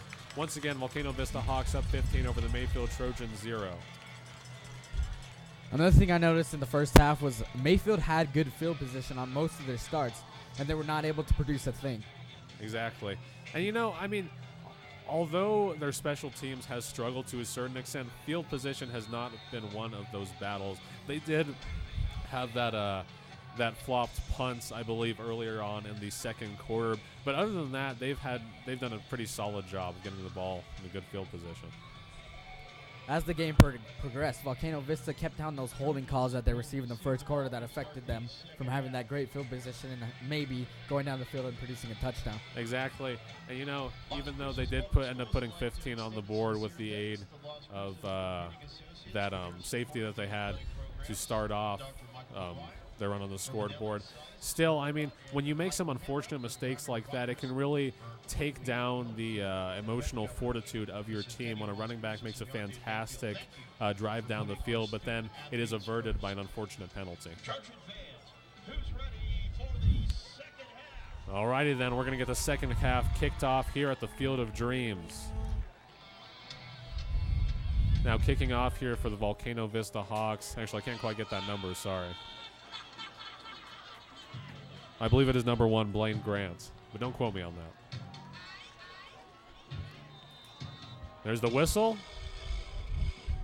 Medium-sized kick downfield. It's going to bounce into the end zone, and that will be a touchback for the Mayfield Trojans. Quarterback Gage Guardiola is going to come off here with 1st and 10 at his own 20-yard line. This needs to be a statement drive for Mayfield. They produced nothing again, and again touching back on the first half, so let's see how this one goes. Definitely, this is going to be important. The result of this drive will be important for the result of them going forward. Once again, very start of the third quarter. 1st and 10 for Mayfield. Guardiola is going to take it in the pistol. Sends it out quick to the right side of the field. Catch made for a solid gain of 8 yards. That was courtesy of receiver number 85 for the Trojans, Diego Uribe. I like that call to pass on 1st down. It sets a good tone for the rest of the drive. Certainly, and they've been primarily a running team throughout the course of this game, so it's nice to work out Guardiola's arm. 11:35 left to go here in the third quarter. Guardiola once again in the gun. 2 receivers out. He's going to hand it off, though, once again to number 24 this time, who's going to steamroll forward and be taken down at just about the Mayfield High School 40-yard line. Vista thinks they have it, and they do. Now, Zane, earlier on, it looks like that Volcano Vista is going to be hammering in those fumbles and turnovers on the Mayfield High School Trojan defense and sort of give Mayfield a taste of their own medicine after a touchdown was averted. A Hawk touchdown was averted earlier on in the first quarter by a Mayfield tackle. So it looks like the tides have turned. Again, it's those mental mistakes that affect the team, and you saw it there. They were able to. Volcano Vista got a fumble on them. Definitely. Unfortunate turnover by the junior running back, Nassim Al-Bayad. Great field position for Volcano Vista. Exactly. Austin Blazier's going to come out with the handoff. Running back number 5, Moses Young, who will power forward for a gain of 3 yards for the Hawks. 11:14 left to go here in the third quarter as we get the second half started off. Hawks still are up 15 over the Mayfield Trojans. After that run, Hawks are going to have it 2nd and 6 on the Mayfield 35-yard line. Moses Young fights for every inch he gains on that field, and he really shows how much he can produce for this Volcano Vista offense. Oh, certainly. A very, very spirited runner. Blazier's going to come out here once again, set up.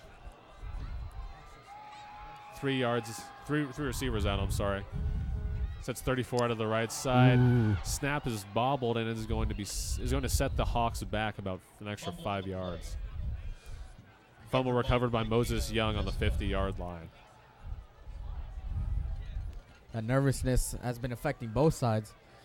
Oh, certainly. Yeah, we've seen lots of flop snaps here tonight. 10:15 left to go here in the third quarter. Hawks still have it 15. After that fumbled snap, it's going to set up a 3rd and 21 for Volcano Vista. Looks like they're going to switch out number 34. They started in Mayfield's territory, and now they're back. Exactly. Not exactly the way that I'm sure either of these teams expected this drive to go, but nonetheless, first couple minutes have been interesting. Quick pitch right up to number 7, running back, who's going to push forward. It looks like he is still hammering through and will be stopped just about 4 yards short of a Volcano Vista first down. He was able to keep that play going, and instead of having to punt farther back, they're punting. They may be kicking a field goal. Exactly. Very, very physical run there by Gonzalez. This is going to set up a 4th down situation despite that great run by Gonzalez. Looks like they're going for it. They're going to be going for it here. Blasier is going to come out on the field. Now, we saw earlier on saying they had Volcano Vista had a pretty impressive fake punt, and now they're going for it on 4th down. Looks like head coach looks like take a lot of risks. Blasier with the handoff. Play action pass, run up the left side of the field, quarterback run. He's going to get the first down on the play. That'll bring him another set of 4 for the Volcano Vista Hawks. On the keeper, 1st and 10 for the Hawks. Blasier is able to show off some of his athleticism right there. Definitely. That nice run to the outside. Certainly, Zane. And, we hadn't necessarily seen a lot of versatile runs, I guess you could say, from Blasier earlier on. He was mainly leaving the work to number 5, Moses Young, and number 28, Justin Baca, his very powerful backs. But it looks like he took his legs to the ground and showed off some of his athleticism, like you were saying. Now Blasier shut up once again. One man accompanying him in the backfield, 4 receivers out, takes it, drops back, looking to his right side, pressure from the left, sends it out quick to the left to Moses Young, who is going to slam forward. It looks like he'll be stopped just short of the first down. Very good of Blasier to keep his eyes always downfield, even through the pressure. Definitely. Pass is complete. And I like all those 4th calls the 4th down calls to go for it, and it really sets the tone for the Volcano Vista offense. Yeah, if you keep that consistent pressure on the Mayfield High School defense, they're the only thing keeping Mayfield alive in this game, like you said, Zane. So if that gives out, Volcano Vista is going to take the dub. 8:21 left to go in the third quarter. Clock winding down. There comes Justin Baca. Blasier See if shut this up is a run. in the pistol. It goes right through the middle, able to accelerate. Exactly. You were correct, Zane. It was a run. It looks like that will give the Volcano Vista Hawks a first down. 1st and 10, Hawks. That'll set them up a couple yards into Mayfield High School's red zone. They're going to try and put another 6 on the board. And having those 2 play style running backs, it confuses Coach Bradley in his defense. Definitely. And, that is completely necessary as well, because the Mayfield High School defensive backs, their secondary has been excellent, and I'm surprised there haven't been more interceptions on their part. And once again, Blasier set up. Handoff. Play action pass. Fakes it off. Pump fakes it. He's going to send it out. And it is incomplete. Pass initially intended for the Volcano Vista receiver. Number 22, Josh Escobedo. My apologies. 7:39 left to go in the third quarter. That'll bring up a 2nd and 10 after the incomplete pass. Exactly. Blasier can show that he can produce plays on the run, and it's showing there. His athleticism is very impressive. Definitely. And he plays with the skill and cool-headedness, I guess you could say, of a very, very seasoned quarterback. You know, when the pocket starts to break down, he doesn't freak out. He simply goes out to the right side and makes solid passes. Not on that last play, but still, great arm. Quick pass out to the left side for a gain of a couple yards. 7:30 left to go in the third quarter. Tackle made by number 33, C.J. Ontiveros. This will set up a third down and 9. Third down and 9 situation for Volcano Vista. That poise in the pocket reminds me of another number 4, Deshaun Watson of Clemson, who is now a Texan. And it's just showing there that. Absolutely. Now, Deshaun Watson got his first win last night against the Cincinnati Bengals on his 22nd birthday. I think Blasier's hoping to it'll be his birthday today. Blasier's running out to the right side. Sends it quick to number 22 once again. Escobedo's going to be pushed out of bounds. Looks like he's just short of a 4th down. Now they're creeping up on Mayfield High School territory once again. This is where the goal line defense has to kick in and put some pressure on Blasier, like you said. 6:54 left to go in the third quarter. 4th down and 1 for the Hawks. Looks like they're going for it again. Very interesting. It seems to be a reoccurring motif for the And Volcano Vista It's working offense. for him. Let's see if the Mayfield defense can finally put a stop and get the offense the ball again. Guess we'll find out. Whew. Looks like Mayfield thinks it's a false start, and it is going to be on Mayfield. Offside. No, it's an offside. Did you see, Zane? I believe it was one of those Mayfield defensive ends that absolutely hammered the Volcano Vista O-lineman to the ground. They got a bit jumpy on the last one. That'll be a 1st and goal for Volcano Vista, and again, those mistakes hurt Mayfield and its ability to keep Volcano Vista on the field. Exactly. Now the only line of defense they're going to have now is against those high-powered backs, Moses Young and Justin Baca. Looks like We're it's going to be a looking to put power another run. 6. They got those extra blockers in the backfield. Pitch out to 5. Moses It's Young a fake. sends it a pass, and it is caught by Austin Blasier to put 6 on the board once again for the Volcano Vista Hawks. Touchdown. I like that play call. Nice fake. Confused Mayfield, obviously. And now that's another touchdown for Volcano Vista. Definitely. Looks like they're starting to have flashbacks of previous games, especially that one they had up in Albuquerque against the Rams. That touchdown right there is going to make the score 21 Hawks, Trojans 0. Hawks looking to make it 22 with this PAT. And that touchdown there silenced the Mayfield crowd, switching the motivation again back to Volcano Vista. Definitely. Puts it through the uprights. Josh Escobedo. And that is going to make it 22-0 Hawks. 6:49 left to go in the third. Now, I know we're only about halfway through the third quarter, but still when you're down by 3 touchdowns, it is going to be a very, very critical drive right here in order for Mayfield to maintain their momentum against all odds.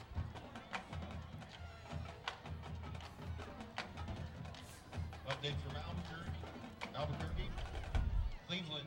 I like to see what the play calling is for Bradley's offense on this drive. Certainly. Now, we just got an update from the game going on in Albuquerque right now. The Cleveland Storm are up 20 points over the Centennial High School Hawks, who have scored nothing. You know, Centennial's defense has been rather impressive this season. However, they've struggled offensively, especially due to the fact that their starting quarterback, Lance Frost, and starting running back Adrian Gomez are going to be out next game. We'll see if the Hawks are going to be able to rebound.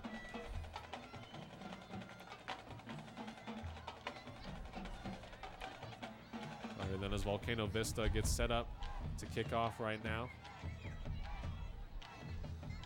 Mayfield looking to put up their first points of the night on this coming drive. Low squib quick out to the left side is going to be put out of bounds. There's a flag on the play. It's going to be a penalty. It's out of bounds. Flag of the play. 6:49 left to go in the third. Now, I assume it's going to be a pass kind of offense for Mayfield. But I wouldn't be surprised if they throw in a run or a pitch to Abaya. Definitely. And, you know, Although we've mainly seen starting quarterback Gage Guardiola just setting off quick pitches and handoffs to his running backs. He has quite an arm when he decides to utilize it, and if that is so for this play, then we could see a solid air attack that could put 6 on the board for the Trojans. It looks like that might just happen. Guardiola set up in the shotgun, 3 receivers out to his right side. Play action pass, drops back, pressure on him. Pass knocked down by number 7, Joran Dickey for Now Joran Dickey has the been Hawks. causing some problems for the Mayfield offensive line. He's been just getting right in there and getting his hands right in the face of Guardiola. Exactly, and obviously it's working out for him, as that incomplete pass will set up a 2nd and 10 for the Trojans at their own 35-yard line.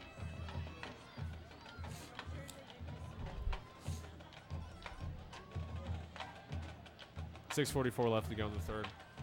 Volcano Vista up 22 over the Trojans, who have 0 points. Joran Dickey has a 3-inch advantage on quarterback Justin Guardiola. Gage Guardiola. Guardiola set up in the I formation, drops back, play action pass, sends it deep to the right side, and it is nearly caught. However, the pass is going to be incomplete. Initially intended for Mayfield receiver. I like that deep pass call there, though. Definitely. Like I said, he can be very, very potent in the air when he decides to do so. With that incomplete, that will set up a 3rd and 10 for the Trojans. I'm sorry, the pass was incomplete, initially intended for Mayfield receiver number 4, Joseph Lara.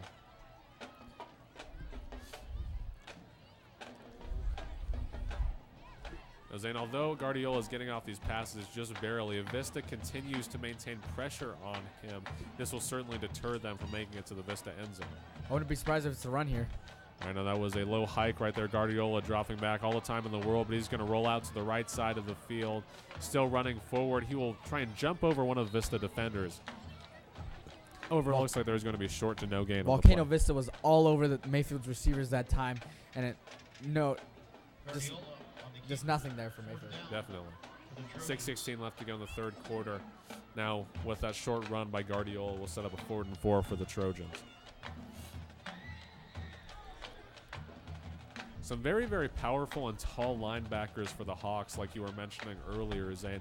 They're able to get up and either bat down the pass that's sent out by Guardiola or put some pressure on him, through the A and B gap and around the sides. And then with that low hike once again, snap is going to be punted off. It will be caught and ran back. Volcano Vista kick return is going to be sat down at their 30-yard line. 31-yard line. And with that, Austin Blasier will take the field once again. I assume it's going to be a slower tempo for this Volcano Vista offense. They're up 22 points, and they got that great running game. And if Blasier needs to throw it, he will. Exactly, but it's not completely necessary like you were talking about. I mean, if they can just play, strong gridiron conservative football and just keep pounding with those strong running backs like Baca and Young, I think they'll be solid. He's going to take in the shot in the pistol once again with the handoff. Moses Young will be stopped for a gain of 1 yard on the carry.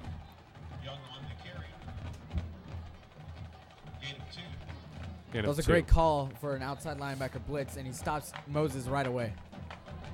5:24 left to go in the third quarter.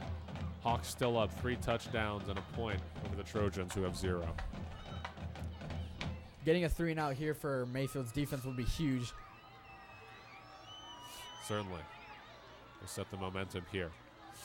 Now Blasier set up in the shotgun. 3 receivers out. Looks like the Mayfield secondary is catching on to that. However, he's going to hand it off to Moses Young, who's going up the left side of the field. Will still be pushing forward, although I believe he'll be stopped just short of a Vista first down. But still a fantastic carry. That missed tackle could have been, instead of having a first down for, third down for Volcano Vista, it could have been back behind the line of scrimmage. Definitely. You'll see, like I was talking about earlier, although Blasier is a very composed quarterback, he has a very, very solid O-line in front of him who's protecting him and giving him all the time in the world to make these decisions. Let's see if Mayfield keeps bringing these blitzes. Blazier's going to take it once again with the handoff. It looks like it will be for a short gain, possibly 1 yard, maybe nothing. And that was courtesy of running back 28, Justin Baca. Mayfield's defense collapsed the line there, and Moses Young had nowhere to go. Young on the carry. Stop by number 50, Alfonso Figueroa. Nice tackle made there by number 50, Alfonso Figueroa, for the Trojans. And there's that 3-and-out that Mayfield so desperately needed. Definitely. Now, if only their offense can perform. There's going to be a flag on that snap. Looks like it was an offsides. I think so. He's going to move the punt a bit. 4:22 left to go in the third quarter. Now, Zane, let's just imagine real quick, you're Coach Bradley on that Mayfield sideline. What do you think is the best advice that you can give for the Mayfield offense as far as playmaking and where they want to send their backs and where they want to send their air attacks? I think having more receivers down the field and instead of calling those short little slant passes will keep the ball moving, and then mixing it up with the running back, Abayad. Excuse me. I think I definitely have to agree with you on that one. 4:12 left to go in the third quarter. Still clock winding down. Hawks 22, Trojans 0. That offsides helped. Gave him the first down. 28, Baca makes a spin move, but he's taken back once again. Very, very physical runner right there. You could see he just got absolutely slammed by the Mayfield defender, who I couldn't quite catch the number of, but pulled a little Braxton Miller spin move on him and continued forward.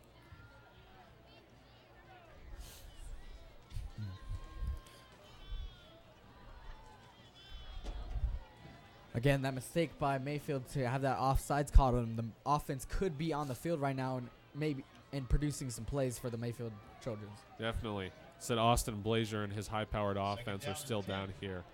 Second down and 10 for the Hawks. 3:24 left to go in the third quarter. Austin Blasier has 4 men out. Mayfield Trojans certainly picking up on that as they're dropping back, playing solid zone defense. Decides to keep it, sends it out to the right side to number 2, the receiver. Tries to juke him out, but is taken out of bounds for Mayfield first down. Or Hawk first down, I'm sorry, at the Mayfield 45-yard line. Nice catch by number 2, Joa Flores. Now, Volcano Vista seems to be liking those rollout passes, and it's working very well because Blasier is able to keep his eyes downfield and always looking for that open man. Exactly. And, you know, Mayfield's zone scheme seemed to be working very well for them in the first half, but has since sort of, you know, gone downhill. I think if perhaps they execute more so they can cop some turnovers and get some points on the board. I'd like to see a pick 6 on the Trojans, but we'll see if that happens.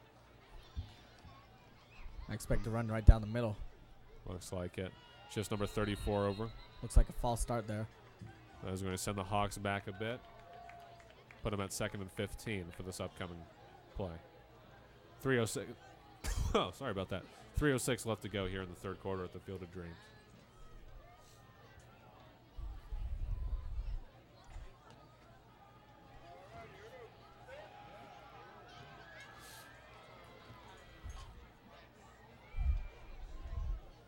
Start. And that was a false start. It's going to set up a 1st and 15, I'm sorry, for Volcano Vista on this next play. Repeat of downs. Blazers coming back onto the field. They're going to get things started up. I think a great call here would be to throw the ball deep downfield. It'll throw the Mayfield Trojans off guard. Certainly. And, you know, they seem to be sort of congregating their defensive backs and linebackers towards the center. So if they send a deep one out to the left or right side, it would work out. Blasier under pressure, nearly sacked. He's still running forward and will be sat down for a gain of about 4 yards on the carry. Once again, you see that very cool-headedness of Blasier. Although the pocket broke down, he had to run out to the left side of the field. He still decided to make something out of nothing. You know, it kind of reminds me of Archie Manning. If you look at his old tapes when he was a starting quarterback at Ole Miss, he was very, very good. You would see sometimes he would start a play on the 40-yard line, be pushed all the way back to the 20, but he somehow managed to hustle forward. It's that desire of the quarterback to keep his team in there, and that leader. He's able to be a leader for his team. Exactly. Now, if you have a quarterback that's not afraid to get hit and take a beating, he is going to produce. Blasier has 3 receivers out. Sends it quick. Screen pass number 18. Flag out on the play. Jukes out a defender and pushes forward for a gain of 3 yards. Looks like a holding call. Holding from number 1. If you have this number that we're about to read, make sure you come on up here. That's going to be a holding call for Volcano Vista, which is going to set him back. And we will get you your winnings. Our first ticket is a red ticket. That was Blaine Grant. Got that holding call called on him. Number 6. Yeah, unfortunate mistake. Still on second down, however, they will be set back rather deep. 9-0. 4.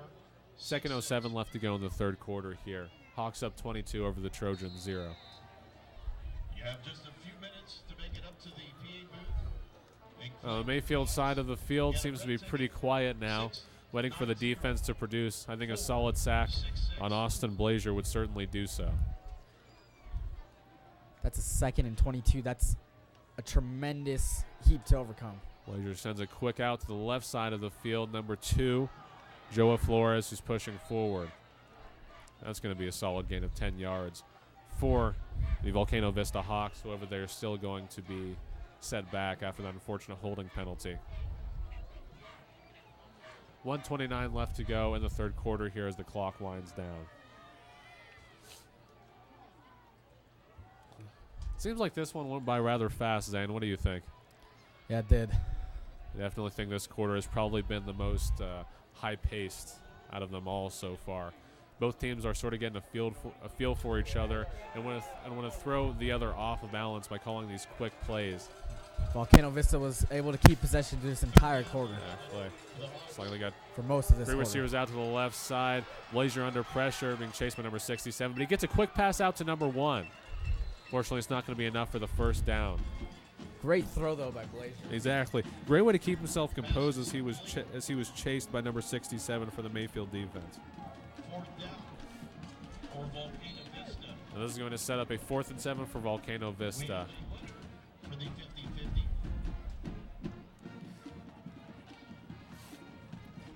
Now, when you can do those rollout passes, it makes the defense want to look at the quarterback and leave a few guys open. Number 14 sending it downfield. That was Jacob Warner, punter. Trojan return is going to take it back. Number 22. He will be sat down just short of the Mayfield 20-yard line. 13 seconds left to go in the third quarter. 16. 1st and 10, Mayfield. Well, Zay, now as the quarter kind of runs to a close, what do you think that Mayfield needs to do most importantly in order to improve their chances of overcoming this 3-touchdown and change deficit in the fourth quarter? I think if they can get some protection in there, some play-action passes would definitely help mix it up on the offense and confuse the Volcano Vista defense. Certainly. I think this short passing game and runs aren't necessarily working for them. They're going to have to chuck it downfield if they want any chance of putting it in the end zone. 13 seconds left to go in the third quarter. Hawks 22, Trojans 0. Mayfield has a 1st and 10 on their own 17-yard line. Guardian's going to take it. Pitches it off to number 24, who's going to run forward. Number 24. That'll be a solid gain of 4 yards on the carry by the powerful back, Nassim Al-Bayad. Gain of 4. 2nd down and 6. And that will bring the third quarter to a close of the Mayfield Trojans homecoming game. Into the third. Volcano Vista Hawks 22, Mayfield 0. Mayfield High School football would like Trojans are going to come back out here and have the ball 2nd and 6. And Michelle Rodriguez providing tonight's post-game meal. All right, Zane, it was great having you with me tonight. Did you enjoy your first quarter of commentating for LCPS TV football? I did, Max, and it was great having you here with me. Completely And agree. I hope to come back for other games. Definitely. We hope to see you back.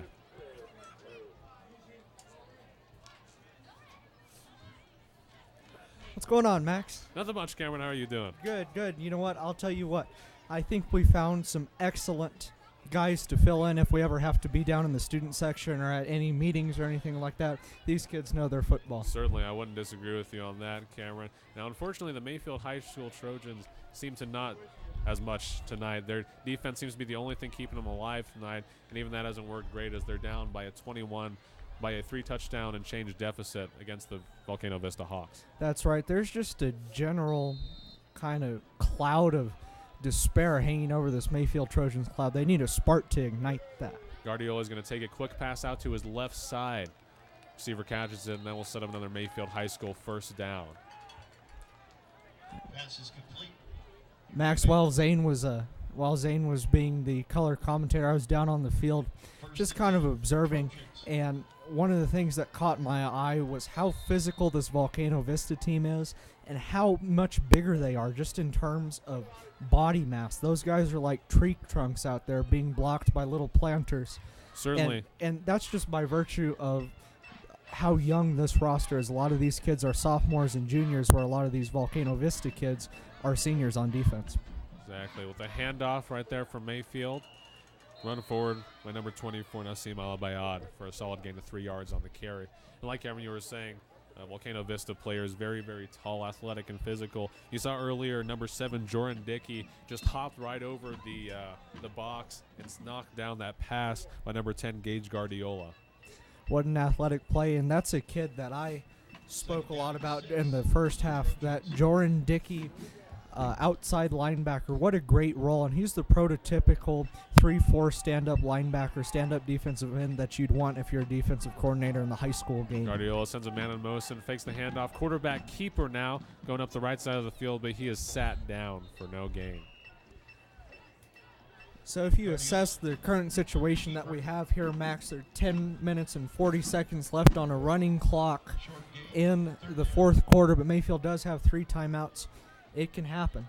It's only a 3-score game. They just have to stick with it and maybe gamble a little bit. Take some shots down the field. Call some plays that you know might be a little risky but could yield a very high reward, because there's still an opportunity for them to make this a game going into the final minutes. Exactly. It's definitely possible. 10-16 left to go here in the game at the Field of Dreams. Volcano Vista Hawks 22, Trojan 0.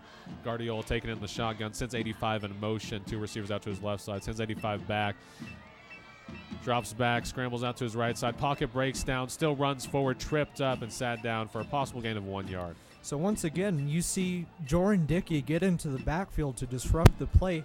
Luckily for Guardiola that time, he was able to evade that pressure and make something out of nothing, but the end result still remains a 4th down and 6 at their own 34-yard line. Exactly, Cameron.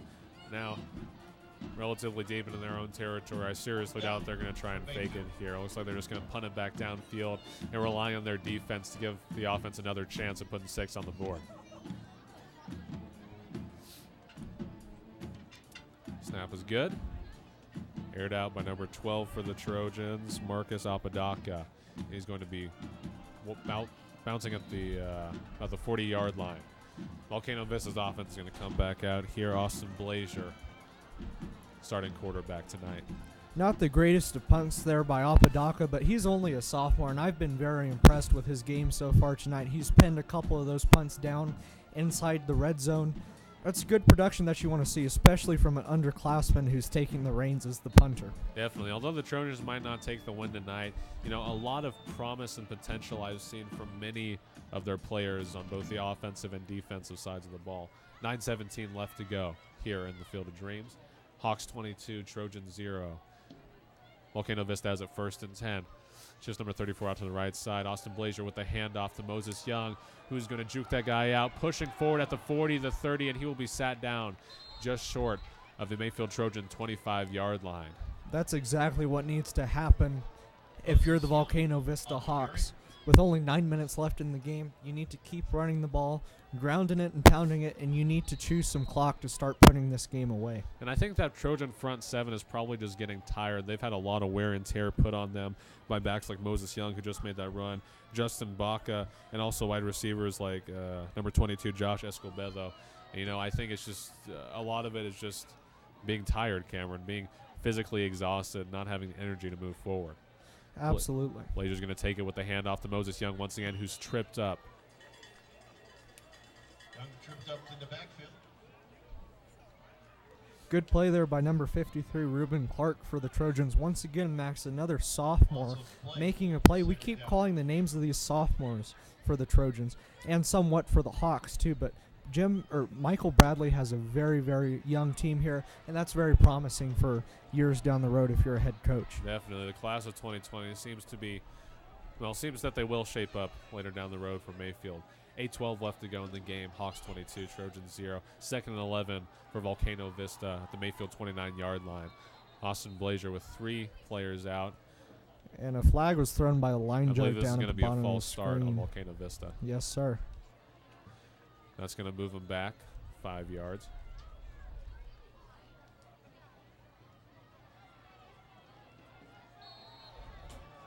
Now with that, it will be 2nd and 16 for Volcano Vista. 2nd and 16. 7:58 left to go in the fourth quarter.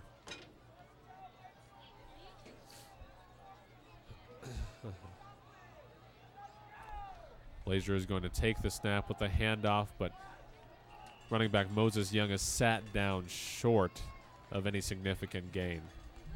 Max, with the trends that we've seen from Coach Wallen for the Hawks, this is a very critical third down for the Mayfield defense, because if they're able to get a stop, we've seen Coach Wallen time and time again elect to punt the football away when they're in this area of the field instead of going for it, which obviously would be a high risk. Yeah. That's what you need if you're a Mayfield Trojan. You have to get the ball back to your offense because time is running out very quickly. Certainly. And I'm sorry, that last run was actually by Justin Baca, but they have put Moses Young back on the field in replace of him. Blazers going to keep a play action pass out to the left side. Sends it out. It is an incomplete, initially intended for number 21, Isaiah Williams. You know, Max, those throws are hard to make for a quarterback, especially when the quarterback's right-handed. Anytime you're going to throw on the run, it's going to be difficult. But for a right-handed quarterback to have to roll out to the left side, his non-dominant side, and make a throw quickly while two defenders are pursuing him, those are very high expectations for a quarterback, and oftentimes they won't yield a successful result. Exactly, especially when you're going up against a solid secondary. Volcano Vista is going to send out a short punt on this one, 4th and 16. He's going to bounce out of bounds just about the Mayfield Trojan 15-yard line. You know, if they had different field position on that play there, you would need to punt the ball a little bit deeper than that, a little bit better than that. But in this situation, he pinned the Trojans on their own 16-yard line there, so no harm, no foul. You can't ask much more of a punter on that play. For sure. Now Guardiola is going to have to come back out here with this Trojan offense, who has been yet to produce a single point tonight, as we have 6:55 left to go in the fourth quarter here at the Field of Dreams. Possible shot downfield as Guardiola has three receivers out to his right side, but looks like he elects to hand it off. Number 24, nice spin move. However, he's stopped just short of a significant gain, possibly 1 yard on the play by number 24, Nassim Al-Abayad. You know, one of the things that you have to keep in mind when we see this lack of productivity, especially in the scoring department by the Mayfield offense, is the fact that their star running back, number 11, Chris Marlin, the 5'10 senior, has been out all year with injury. That puts all the responsibilities on the shoulders of 24, Al-Abayad. That's difficult for the offensive line to block for a new back. Guardian's going to take it, sends a deep pass at number 15, and it is bobbled and incomplete. Pass is incomplete. Cameron, if he had caught that, that would have been very impressive. It was a bit over his head, and he was in double coverage. That was receiver number 15, Isaiah Rios. Isaiah Rios is fast. He burnt two Volcano Vista defenders on that play, and if he were able to hang on to it, he would be streaking towards the end zone. He's fast. He runs routes well. So it's another thing I've observed throughout the game, and he's only a sophomore. Exactly. A lot of potential, like we were saying, from the class of 2020. Guardiola's going to come out here. Three receivers out to his left side, drops back, pocket breaking down, sends it out, and it is caught. Fantastic execution by that receiver down there. I believe that was number 85, Diego Uribe. Diego Uribe. 6:06 left to go here in the game. Volcano Vista Hawks 22, Mayfield Trojans 0. Max, there was a penalty on that play, and I'm not too sure what the call was. But regardless of the call, it was a great effort by the Mayfield wide receiver to reach past the line to gain. And to me, he got the first down. They're going to mark him a little bit short there, which obviously the line judge had a better line of sight down there than I did. It is going to be a holding, which is going to negate all of what I just said. Very unfortunate. Oh, well. For the Trojans anyway. 6:06 left to go in the game. Hawks 22, Trojans 0. After that holding penalty, it's going to set up a third down for the Trojans. They'll be set back on their own 4-yard line. 3-yard line.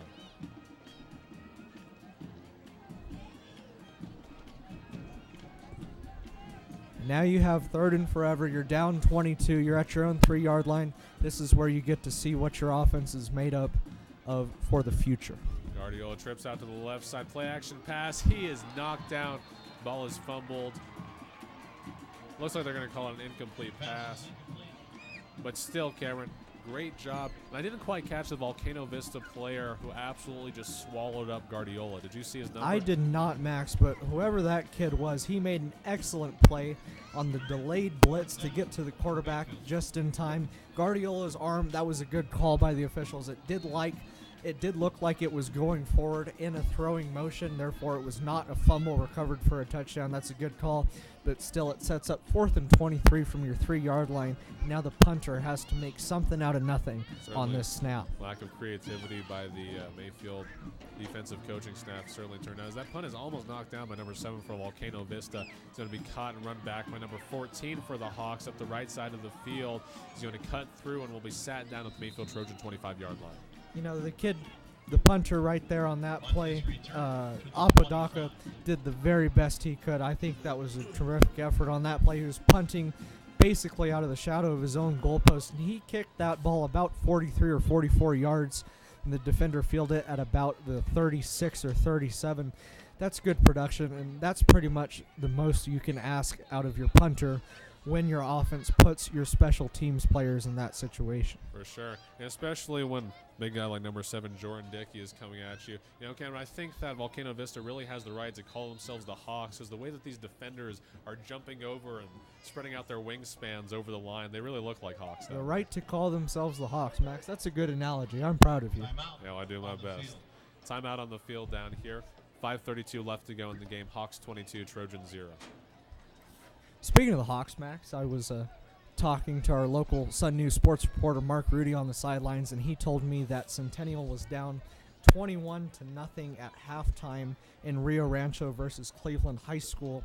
Obviously, the Hawks were dealing with serious injuries on the offensive side of the ball without quarterback Lance Frost and running back the sophomore standout Adrian Gomez. But once those guys get healthy, that Hawks offense could be pretty potent. Oh, for sure. And, you know, the quarterback that's starting right now in place of Lance, Noah Bartlett, he does have a pretty solid arm, although he's not great at short passing. It's more long distance that he specializes in. But, you know, going against that strong Cleveland secondary, apparently it hasn't produced. And as of 14 minutes ago, according to James Yotis, a local sports reporter. Now, Cameron, I just have to interrupt. Mayfield High School has intercepted the Guardiola pass. Maybe a spark for MHS in these final minutes. Nice catch by number 18, Jacob Moreno.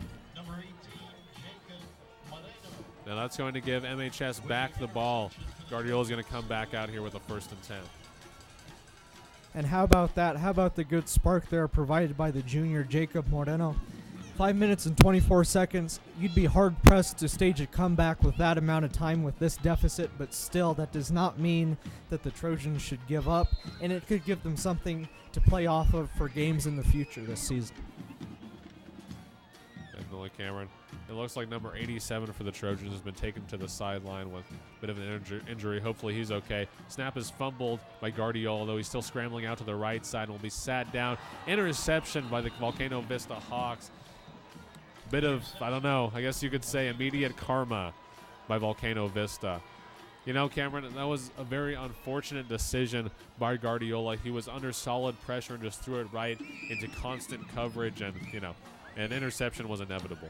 I'll tell you what, Guardiola probably should have tucked it and ran with it there on that play, but there's really not much you can do when your center botches the snap like that. That interception shouldn't be credited to the quarterback on that play.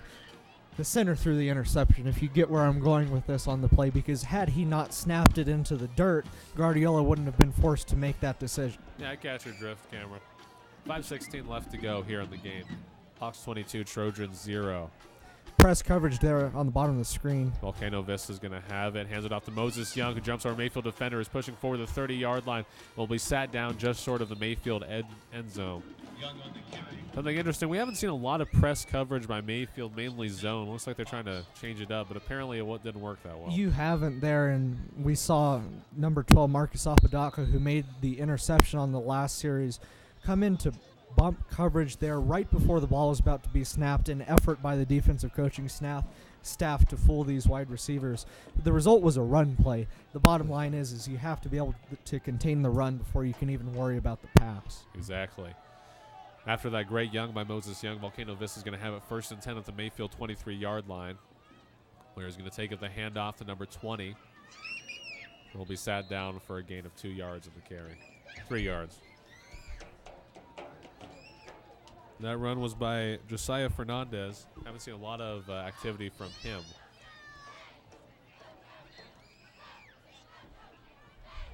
You haven't seen a ton, Max.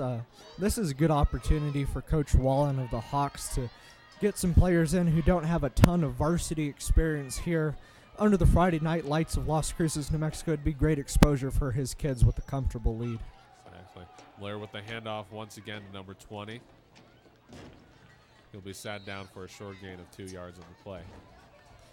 Another thing you notice there, Max, the physicality on the line of scrimmage is insane this game. I think it's the most physical LOS line of scrimmage match that I've seen all season in high school. I was talking to my brother last week. We were watching a college football game. He said, Cameron, if there was a referee assigned to watch each offensive and defensive lineman on the field, there'd be a penalty called every time. That's a testament to the tenacity and the roughhousing that goes on down there that really can't be monitored all the time. Exactly. Now, sorry, that last run was by number 28, Justin Baca. Blair with a play-action pass, rolling out to the right side of the field. Sends it deep into the end zone and is incomplete. Number 16, Jake Detheridge, the wide receiver, was wide open early on that play, and the quarterback didn't see him in time. Had he seen him, that would have been an easy 6, but a good job by the defender, number 6, Bradley Wood, of recognizing the open wide receiver and not allowing the touchdown to take place. Almost another nail in Mayfield's coffin. Once again, Volcano Vista Hawks 22, Trojans 0. 3:19 left to go in the game. After that incomplete pass, this will set up a 4th and 5 for the Hawks. Now, it looks like they're going to go for it here, Cameron. I mean, really, there's not a ton of risk when you're up by 3 touchdowns and a point. It's fairly reasonable. Now, that was a timeout called by the Volcano Vista Hawks.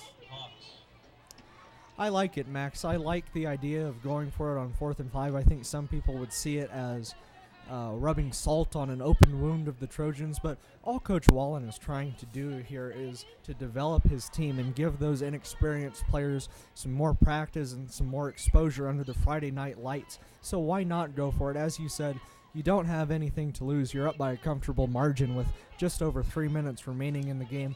It's good exposure and it's good extra practice for those young guys. Definitely, Cameron. Now, while the Volcano Vista as unexperienced players have the virtue of being able to learn in the last few minutes of the game when they're up by 22 points, the Mayfield High School underclassmen are having to learn in the fire of competition where everything is critical. That's exactly right. As I look over this Volcano Vista roster, I see only one sophomore, so certainly a sizable difference between the two rosters as far as the experience of their players.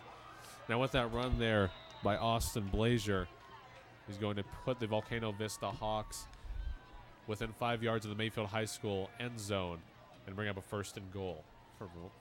How about that from Austin Blasier? We're seeing a little bit of dual threat capabilities there from Volcano Vista's quarterback, who's able to tuck and run with it through the A-gaps to gain the 1st down on 4th and 5. Great athleticism there as he checks out of the game probably for the last time this evening. Oh, I'm sorry. They sent in a guy who I thought was his backup. Blasier just ran back in. It's good for him to try and score a touchdown on what might be the final drive of the night for the Hawks offense. Definitely. As now these Hawk assistant coaches are packing up their gear and they're going to head back down there to celebrate a solid win. Touchdown. As number 5, Moses Young, puts probably the final nail in Mayfield's coffin with that touchdown, making the score 28-0 Hawks with 2:44 left to go in the 4th quarter. Mayfield fans are starting to pack it up and leave the stadium. Max, if we would have had the conversation of a Mayfield offense failing to score a point, and I know there's still a little bit of time left in this game, but failing to score a point in 2 games at home early on in the season, would you have believed me? Absolutely not, Cameron. And, because of the fact that even though Mayfield wasn't exactly a standout team last season, they had some fantastic talent, some fantastic coaching. And I guess I didn't really contemplate it beforehand, but now that they've lost all these seniors and juniors and they're starting off with players who didn't have as much experience last year, I think their offensive strategies and defensive physicality have certainly taken a turn for the worst. Definitely. But it's not the end of the road here for the season. Only 4 games in, you're going to drop to 0-4. There's still that chance that if you win the right games later on in the season, you could draw that wild card spot in the playoffs. Those chances aren't great, but there are still tremendous things to work towards and build towards. Like you said, you look at this Mayfield roster, and some of these impact players like Apodaca and Rios and even the quarterback Guardiola, they're only sophomores. They graduate in a different decade in 2020. There's a lot of time for this team to build up to be a powerhouse in these coming years. Exactly. Starting off their second year of high school right on the gridiron has got to be, a pretty big culture shock. Shell shock is probably a more accurate term to describe it. 2:44 left to go in the fourth quarter. Hawks 29, Mayfield Trojans 0. The kickoff right there is going to be run back by number 24 for the Trojans, and he will be sat down at just about the Mayfield 33-yard line. Returned by Nassim Al-Bayad. As Mayfield comes out to try and score their first points of the night. How about those fighting New Mexico State Aggies, Max? Heck yeah, Cameron. How about that?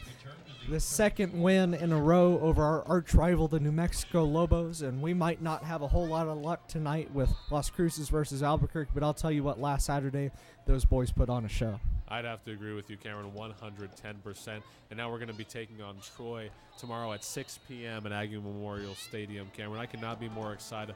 We have a fantastic team this season. Larry Rose III, one of the best backs in the nation, currently most productive. And I think him and the high-powered New Mexico State offense could take us to a bowl game this year. I'm not going to say anything in response to that because I don't want to jinx it. All I'm going to say is I need to make a phone call to the mayor's office and have him make a decree to all residents of Las Cruces to make it out to Aggie Memorial Stadium at 6 o'clock tomorrow. It's going to be an electric atmosphere. It's the athletic department Stuff the Stadium game. I really hope to see as they make an interception here, number 10 for the Hawks. And certainly advocate that legislation. Number 10 is still going to be trying to run it back as there are 2 and then 3 flags on the play. There are 4 flags on the play. 4 flags, oh my. Maybe just 3. Interception for Volcano Vista. Flag on the play. Max, I thought I saw a flag thrown before the ball was thrown. I don't know, depending on the flag. Our spotter here is saying that it might be a hold, which would not negate the interception and give the Hawks the opportunity to run the clock out here. Certainly wouldn't surprise me. 1:46 left to go in the game. So as we wait for the calls, going back to the game tomorrow night versus Troy at 6 o'clock, tickets are incredibly cheap. I bought 4 tickets today for $20 and good seats too. I was happy to see that. Great job by our athletic department staff at New Mexico State. Definitely, Cameron. And not only football, but I'm very excited for later in December. We're going to be taking on the Lobos in basketball at home. That's actually November. Oh, November. Yeah, same thing. Anyway, but I'm going to be excited. I'm really, really hoping to hand an L to our former coach, Paul Weir, who decided to move up north. I think Mr. Weir committed an act of high treason against the State University of New Mexico, against the city of Las Cruces and all of southern New Mexico by moving to be the Lobos head basketball coach, and I cannot wait for Chris Jans and his squad to hand him a nice cold plate of revenge on November 17th at the Pan Am. Couldn't have said it better myself, Cameron. That game better be one for the history books. 1:46 left to go in the game here. Referees still discussing on the field after 4 flags were thrown. A hold possibly before the ball was even out on that interception. Heading into the fourth quarter 10 minutes ago, Max, Cleveland was up 35-6 on the Hawks. Obviously not what you want to see if you're a Centennial Hawks fan. But the Hawks, much like a lot of the all the other teams in Las Cruces, had a very tough non-district schedule this year. For instance, Oñate tomorrow, after coming off a game at home versus Atrisco 2 weeks ago, they have to play Rio Rancho, the #1 team in the state, tomorrow at home. Certainly, that's going to be real pain, Cameron. And you see last week, all 4 teams for the first time in history, Las Cruces High School lost in the same week. And that's attributed primarily to the fact that a lot of them are either have tons of young players starting for them or simply are trying to figure out new strategies. Now you see, like we were talking about all night, Mayfield is a very young team, so does Centennial, and then also Oñate with their new head coach Scott Veliz. They're trying to figure out a new spread offense, which doesn't seem to be developing very nicely with quarterback Aaron Sanchez. Save for the Cruces Bulldogs, this could kind of be seen as I don't like to call it a rebuilding year, but it's a stepping stone year. And stepping stone years are so very critical to the future success of your team because you have to hit that stepping stone with extreme precision to have confidence in your future teams and their abilities to compete with tough district schedules from these big Albuquerque schools. Definitely. You said you were talking about LCHS. That Bulldog team looks absolutely spectacular this year, Cameron, with running back Chase Kowalczyk. I know they took the L last week, sorry. But anyway, running back Chase Kowalczyk, and even though Peyton Ball, their starting quarterback, is out injured right now, they still are looking spectacular. Also, you have wide receiver Brandon Baeza, another senior. Great, a lot of talent over there. Should be interesting to see how the season plays out. Hopefully, Mr. Molina and Mr. Ball will get back onto the field quickly because I enjoy watching that tandem go together. So did I. 1:46 left to go in the game. Looks like MHS is going to have the ball. Guardiol pitches it back out to number 22, who is sat down hard at the 50-yard line. That was Matthew Riley on the carry. I just wanted, as we approach about 90 seconds left in the game, just wanted to comment on your vernacular this evening, Max. You've said things like take the dub, catch an L, catch my drift. Well, Cameron, because you have the soul of a 45-year-old man, sometimes I feel compelled to connect with the younger generation. And I might very well have the soul of a 45-year-old man. It's just it's kind of hard for me to adjust when I hear things like that. That's all right. You'll figure it out. Handoff once again to number 22, running back. Push forward, solid gain of 3 yards on the carry. Once again, that was Matthew Riley. Well, speaking in your vernacular, Max, I hope, just as a resident of Las Cruces, I hope that these Trojans can, quote, catch a dub later on in the season. Yeah, Cameron, I'm sure head coach Bradley down there and the rest of the Trojan sideline feel the same way. That the Trojans have been absolutely silenced tonight at their homecoming game, looking to take a 29-point loss, though they could put up a couple in these last 30 seconds here. The handoff once again to number 22, Matthew Riley, for a short game. Still a tremendous amount of upside, a lot of youth on this roster, a lot of things that they can build off of if they get this offense going, Max. And, who knows, maybe in this future they've been devastated with a lack of dubs so far in the season. Maybe they can pick up on that. And before we go, I just wanted to thank our crew and our staffers here at LCPS TV for doing a great job working the cameras and the audio and running the cords down on the field. We couldn't do any of this without them. They do a great job. Definitely, Cameron. A big shout-out to the LCPS TV staff and executive producers. And also a big shout-out to our guest commentators tonight, Zane McGill and Heber Parks. They did a great job in their first game. Now, as the clock winds down, we have 3 seconds left to go in the fourth quarter after that timeout. Hawks up 29 over the Mayfield Trojans, who have 0.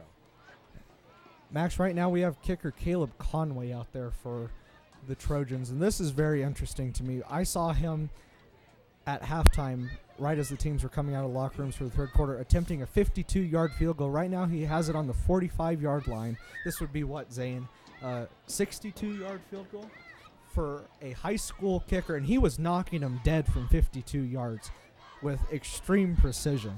Let's see. I'm very interested to see this. This is going to be the highlight of the night for the Trojans. I'd like to check out some past stats, too. If he makes this, it could go in the record books. Alabama fans would know to watch the kick return in the back of the end zone.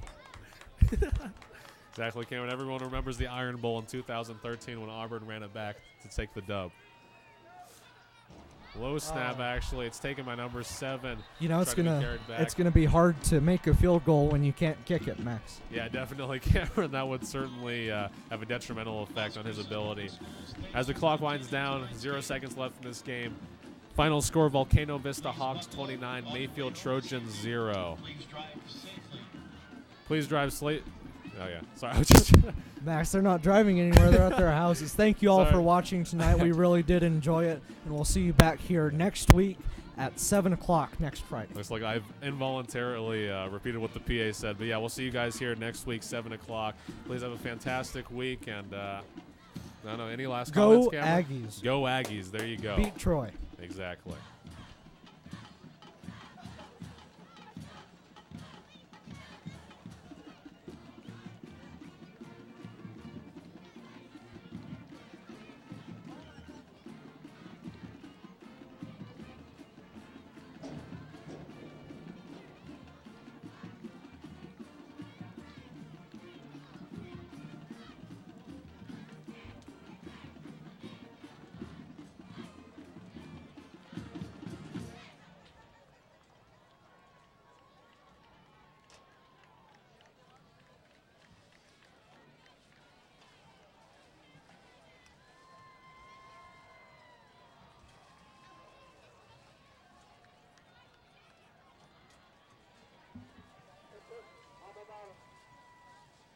Alma mater, everybody, 1, 2, 3.